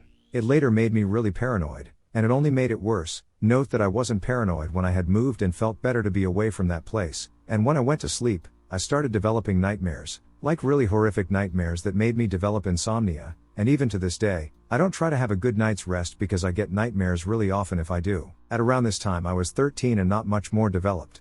It wasn't until 3 years later, when I was living somewhere else. I moved a lot as a kid, about 22 times if I remember correctly, and that was just as a kid, that the things that were happening to me actually died down up until late October of 2017, when a major family event happened to my mom that basically drove her to damn near insanity. She started to get into spirituality and occult stuff that drew attention, bad energy-wise, I guess, if you believe in that stuff, and that thing that had latched onto me wasn't just a little thing anymore. It actively tormented me because it had the ability to do so. It started with visible figures, not just around the corner figures but an actual, fully visible silhouette figure standing at the end of hallways. Then it led to touching me actively, then leading to clawing me and drawing blood. One time I heard a deep, horrible gurgle/growl behind me when I was sitting on the couch, about 10 feet behind me. In that span of time, it also had the ability to slam doors and even lock them without the actual lock on the door being turned. That happened about 3 times, and all of this had scared me so badly that I had repressed memory or traumatic amnesia from this. I'll explain how I remembered a few years later. Not all of it, but the slamming doors made me forget a portion of what happened. Side bit about how I remembered the past trauma from a nightmare that caused me to experience the exact same fear I felt when I had the first incident, yet I felt as though the fear persisted in my dream, warning me that it would never go away. That fear brought back a lot of those repressed memories that flooded in the moment I woke up. It was really weird, but I could tell those were memories and not figments of my imagination. Fast forward to December of the same year, and I had gotten evicted because my mom wasn't working and was just a hot mess and just psychologically broken as a person. I had ended up homeless for a couple of days before my mom had found a place for me to stay, which was the last thing she did for me until later on, which was a good thing. After I had moved in, everything stopped. No touching, no hearing things or seeing things, or being traumatized. Everything stopped. I lived in this place for about 8 months up until October, when my mom was back on her feet.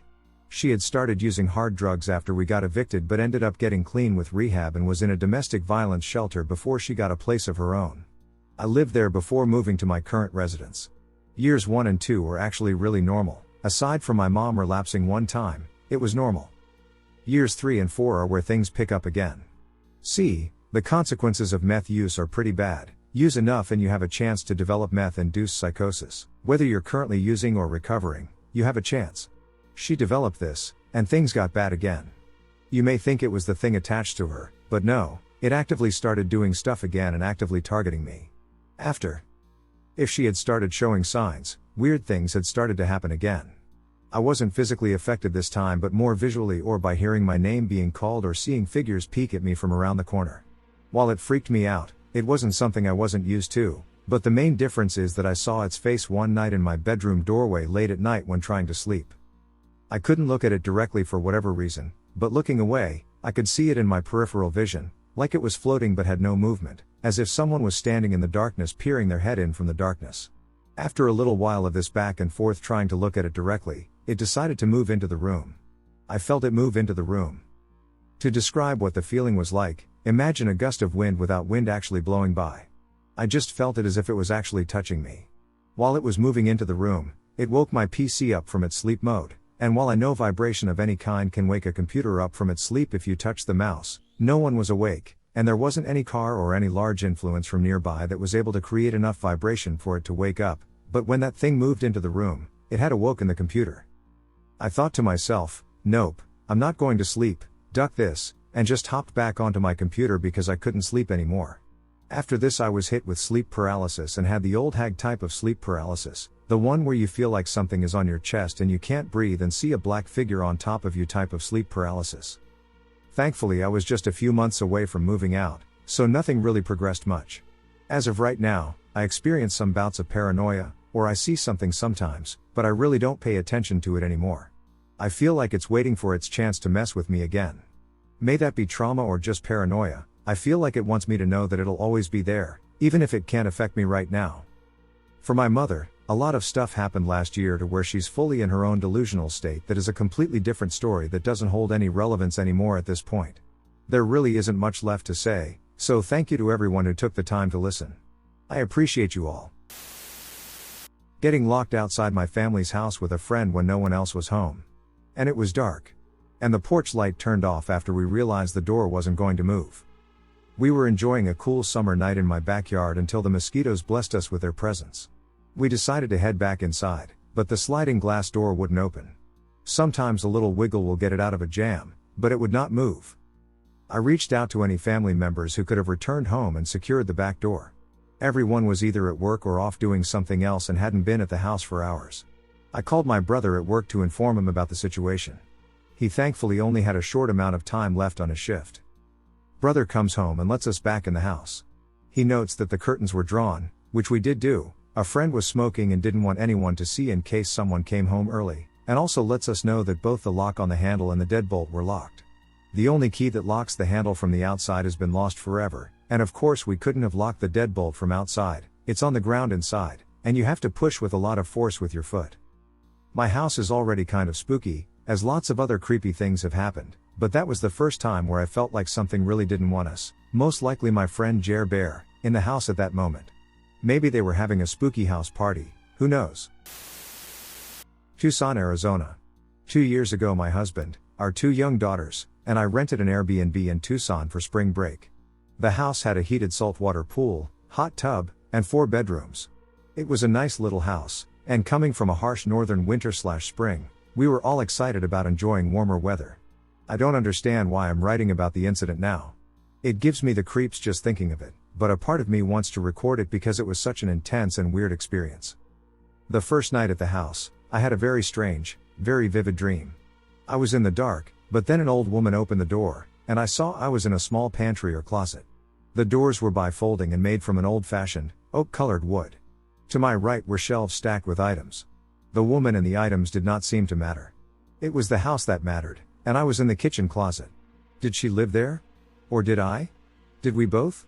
I wasn't sure. Around the left corner, out of the kitchen, were the front door and a small nook. The carpet was green, and this room was separated from a lower level by a half wall with a spindled, decorative railing that connected the wall to the ceiling. From there, my memory is hazier. I remember bits and pieces: a fan made of blue-gray metal, a fireplace with a white mantel, a wide bed with a metal frame and pale bedding. Alone, the dream was not really worth noting except for how vivid it was. The next morning I went back out to the kitchen and examined the hallway, certain I would find a bifold door, like in my dream. Nope. There was no pantry or closet, only drawers and cabinets. But I had a strange feeling of being watched, and I thought of my dream of being in the closet and watching the old woman. We spent most of the days outside, either exploring the various trails or in the pool. I eventually began avoiding coming inside the house. The feeling of being watched continued. The bedrooms were all along the same hallway, and from the master bed, I could see along the hallway and the doors to the other 3 bedrooms. On the second night, my younger daughter cried out in the middle of the night. I found her curled up, shivering and crying on the floor. I assumed she had fallen out of bed, so I scooped her up and put her back in the bed. On the third night, I was in bed, online shopping, I think. While my husband slept, I kept the door open to monitor the hallway.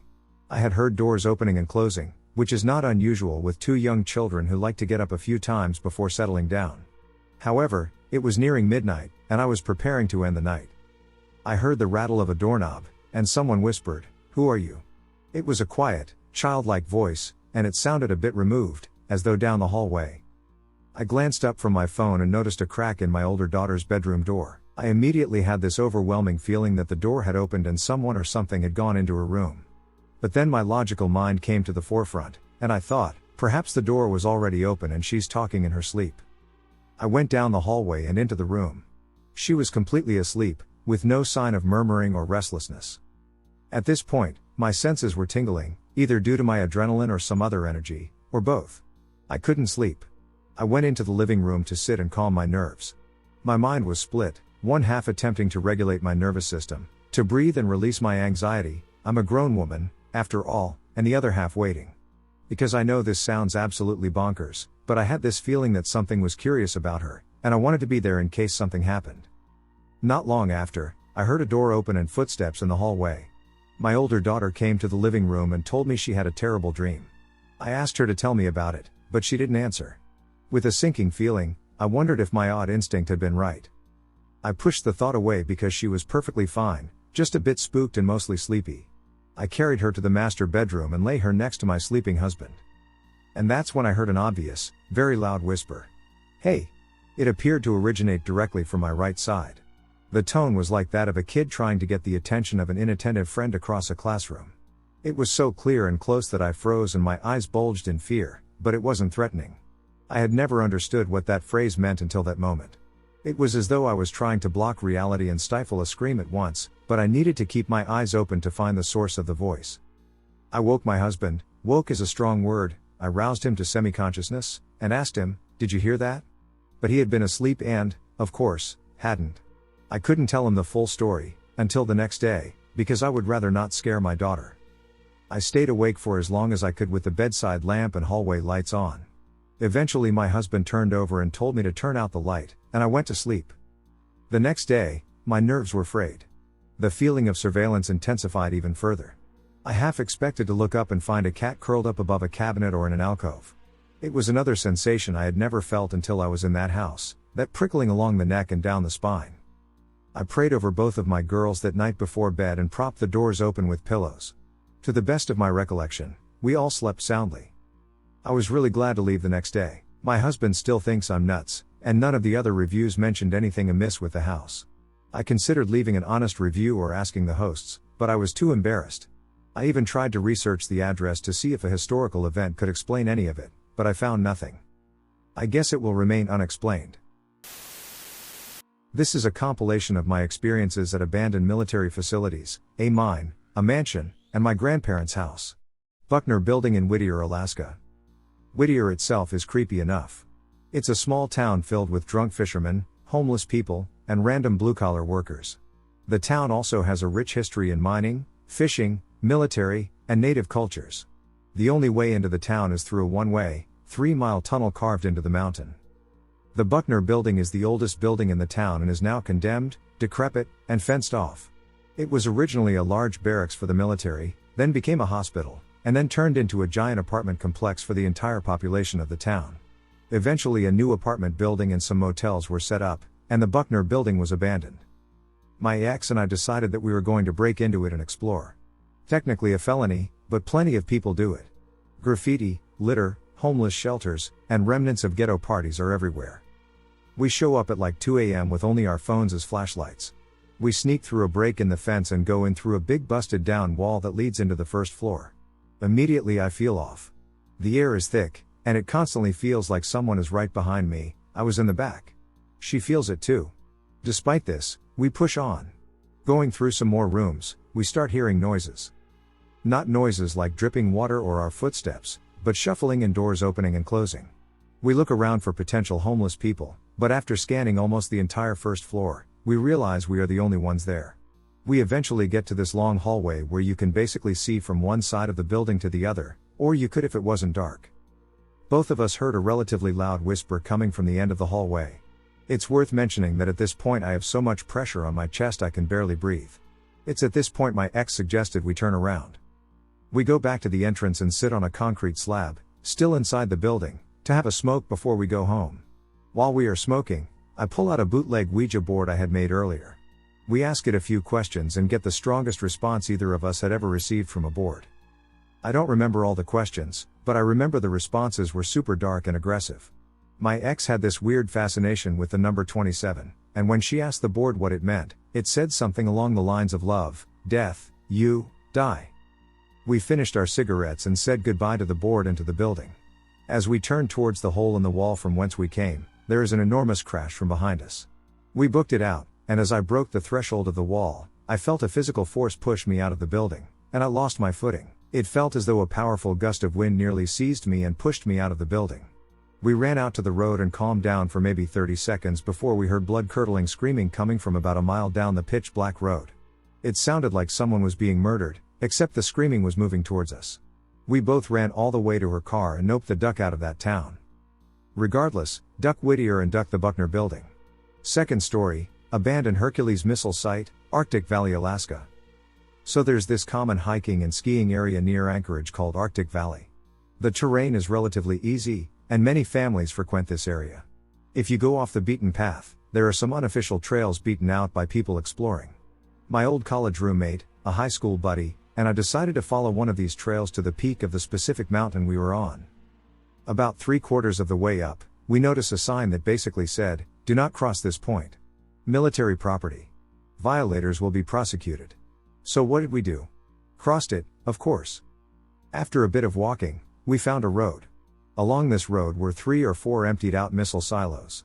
After successfully breaking into a couple of them, we decided to follow the road around the mountain. When we came around the bend, it was revealed to us that we were in a full-blown military facility. We were looking at a fenced-in area maybe 1 or 2 square miles large. After some figuring out, we found a break in the fence and infiltrated the facility. The facility was in poor condition.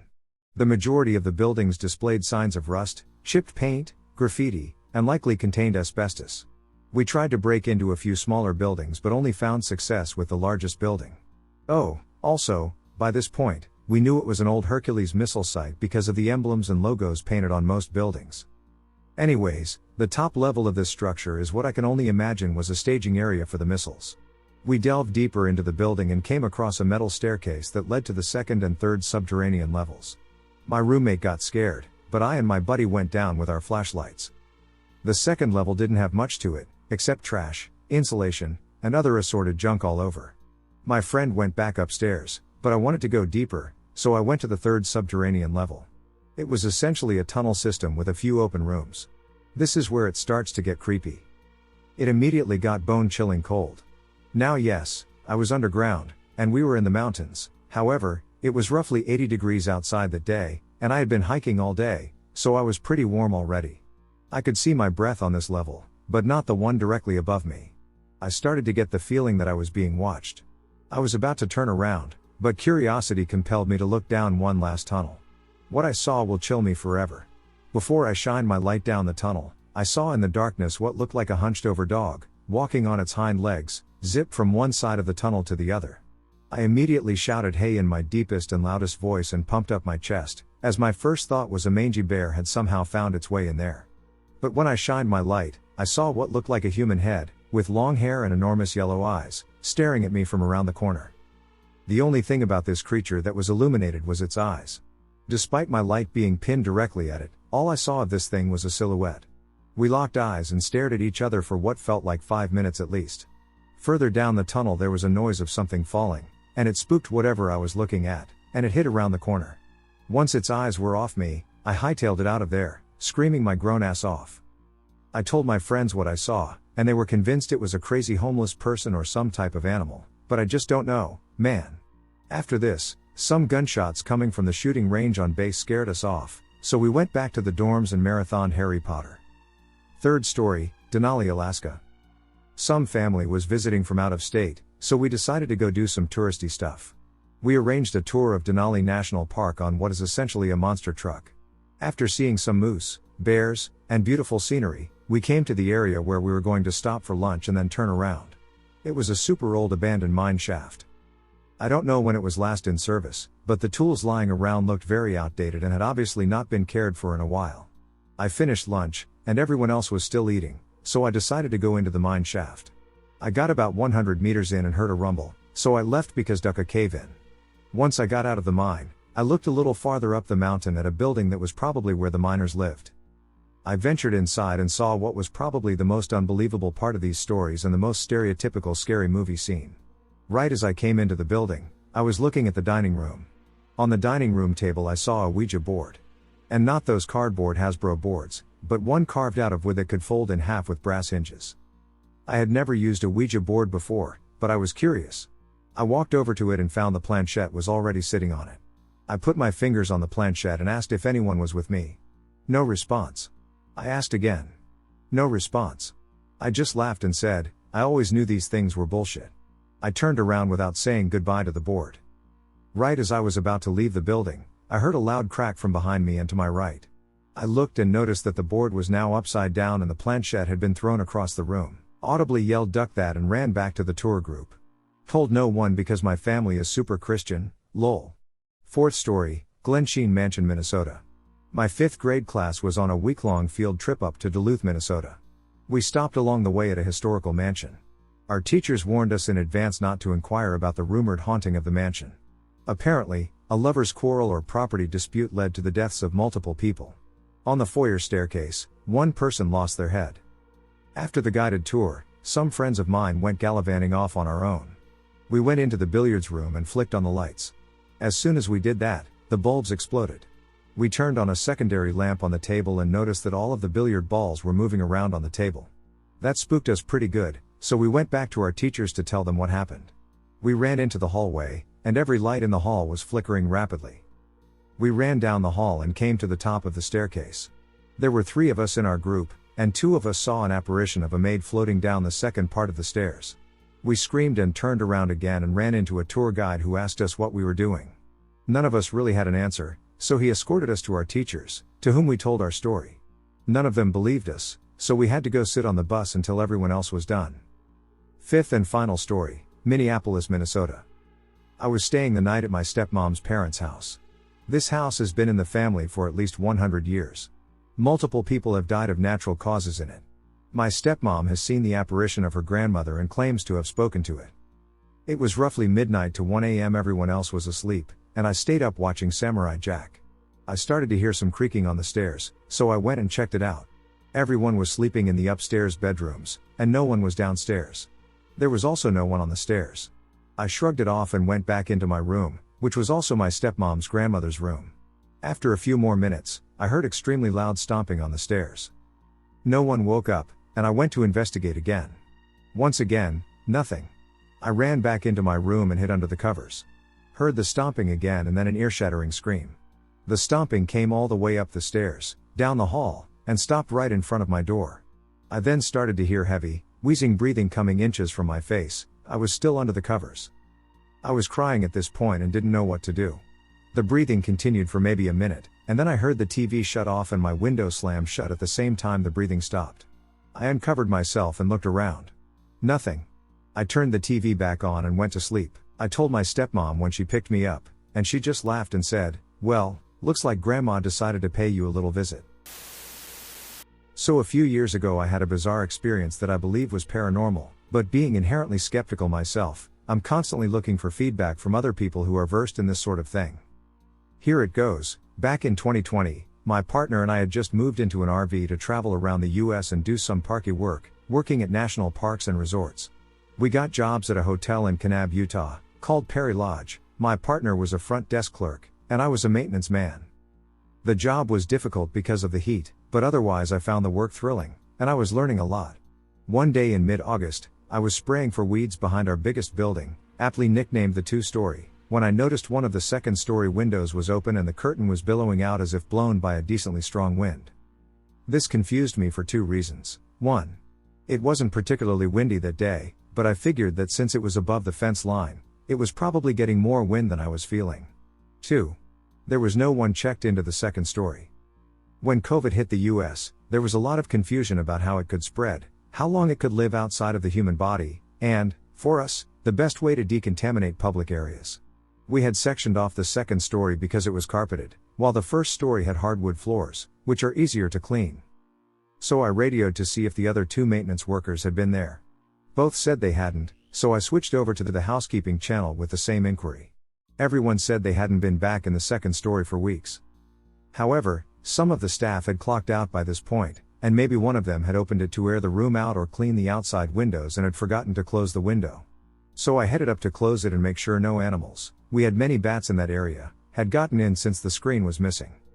When I got to the room, 213, I unlocked and opened the door. A few surprising things happened simultaneously. First, I was immediately hit with a blast of cold air, like when you open a freezer door at a gas station, but the air didn't smell like the air conditioning was on. The air smelled stale and dusty but not bad. The second thing that surprised me was that despite the cold air, the air conditioner wasn't on, and this was mid-August in Utah. It was over 90 degrees outside. The hallway was stuffy and hot, but this room wasn't. The third thing that surprised me was that as soon as I walked through the threshold of the door, my radio immediately went to static. This had never happened before. I had been in other rooms on the second story, I had been in crawl spaces, And I had been across the street at the gas station. Never before had my radio gone to static like that. At this point I thought someone was messing with me. I figured one of the maintenance guys or housekeeping went up here to play a joke on me or something. So I called out, "Alright, you got me," which was met by silence save the curtains flapping in the wind. So I took a couple more steps in and called out, "Very funny, you had me going for a second nothin' G." Slightly creeped out, I walked over to the window, pulled the curtains in, and closed and locked the window. This is when I noticed that there was a thin layer of dust over the air conditioning unit. If someone had pushed the on/off button, I would be able to see a fingerprint, but the dust was undisturbed.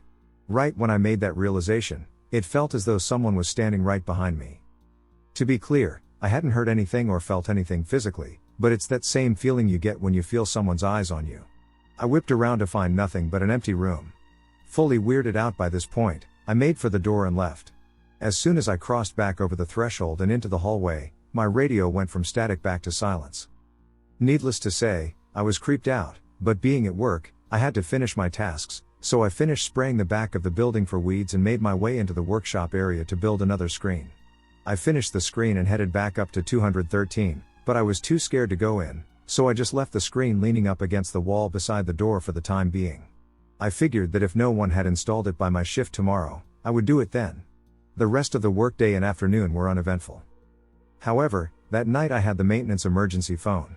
The maintenance staff had an emergency phone that guests could call if they locked themselves out or their toilet was overflowing, etc. We rotated who had it each night, and that night it was my turn. I hadn't gotten a call all night until around 3 a.m. The phone rings, and I answer groggily. The person on the other line, an older woman, says, "Hi. This is so-and-so. I'm in room 113, and I was wondering if you could call the room above us and ask them to quiet down. It sounds like they're rearranging their furniture or wrestling about something. We have a long hike tomorrow, and we need some rest." Immediately my heart dropped. I mumbled something about giving them a call and hung up, but I was shocked. I couldn't sleep the rest of the night. I tried to Google anyone who had a similar experience or deaths that could have happened in the area, and I couldn't find anything related to Perry Lodge. The next day, I went up there to see if anyone had replaced the screen, and of course it was waiting for me, so I mustered up all the courage I could and went in. Nothing. The room appears to be normal. It's neither cold nor creepy, and there are no weird feelings of being watched. I installed the screen without incident and left. To this day, I really have no idea or explanation for what happened. I think about it from time to time, and it still creeps me out. The Christmas Shadow. It was a dark and cold Christmas night, seriously. Northern Minnesota.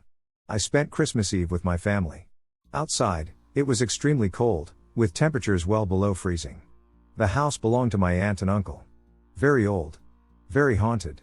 My cousin and aunt will tell you, yes, it has spirits. They all have their stories. I was about 17 and visiting from a warmer climate. We were opening presents at night, as is our northern custom. I was sitting on the carpet/floor in the family room. I recall we were all laughing at something. A joke or such. You know, family get-togethers. Suddenly there was a loud boom. From the dining room, which was really just the dining table on the far side of the room. It sounded like a heavy slab of wood fell over. You could feel it in the floor.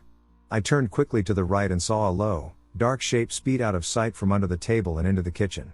It was black with a kind of dark orange fur stripe, sort of. Whoa, I thought. The cat knocked over a box or something and ran into the kitchen. They had a calico cat named Topsy, who was semi-feral and truly evil, but that's a different story altogether. The fur color I observed was accurate. Everyone was looking around and asking, "What the hell was that?" "That was the cat," I said. "I saw her bolt into the kitchen. Zoom. Must have knocked something over." "Can't be Topsy," said my aunt. "She's over here." Sure enough. The evil cat was sleeping on the windowsill near my uncle. I was suddenly confused. Everyone was confused. "Then what did I see?" I asked.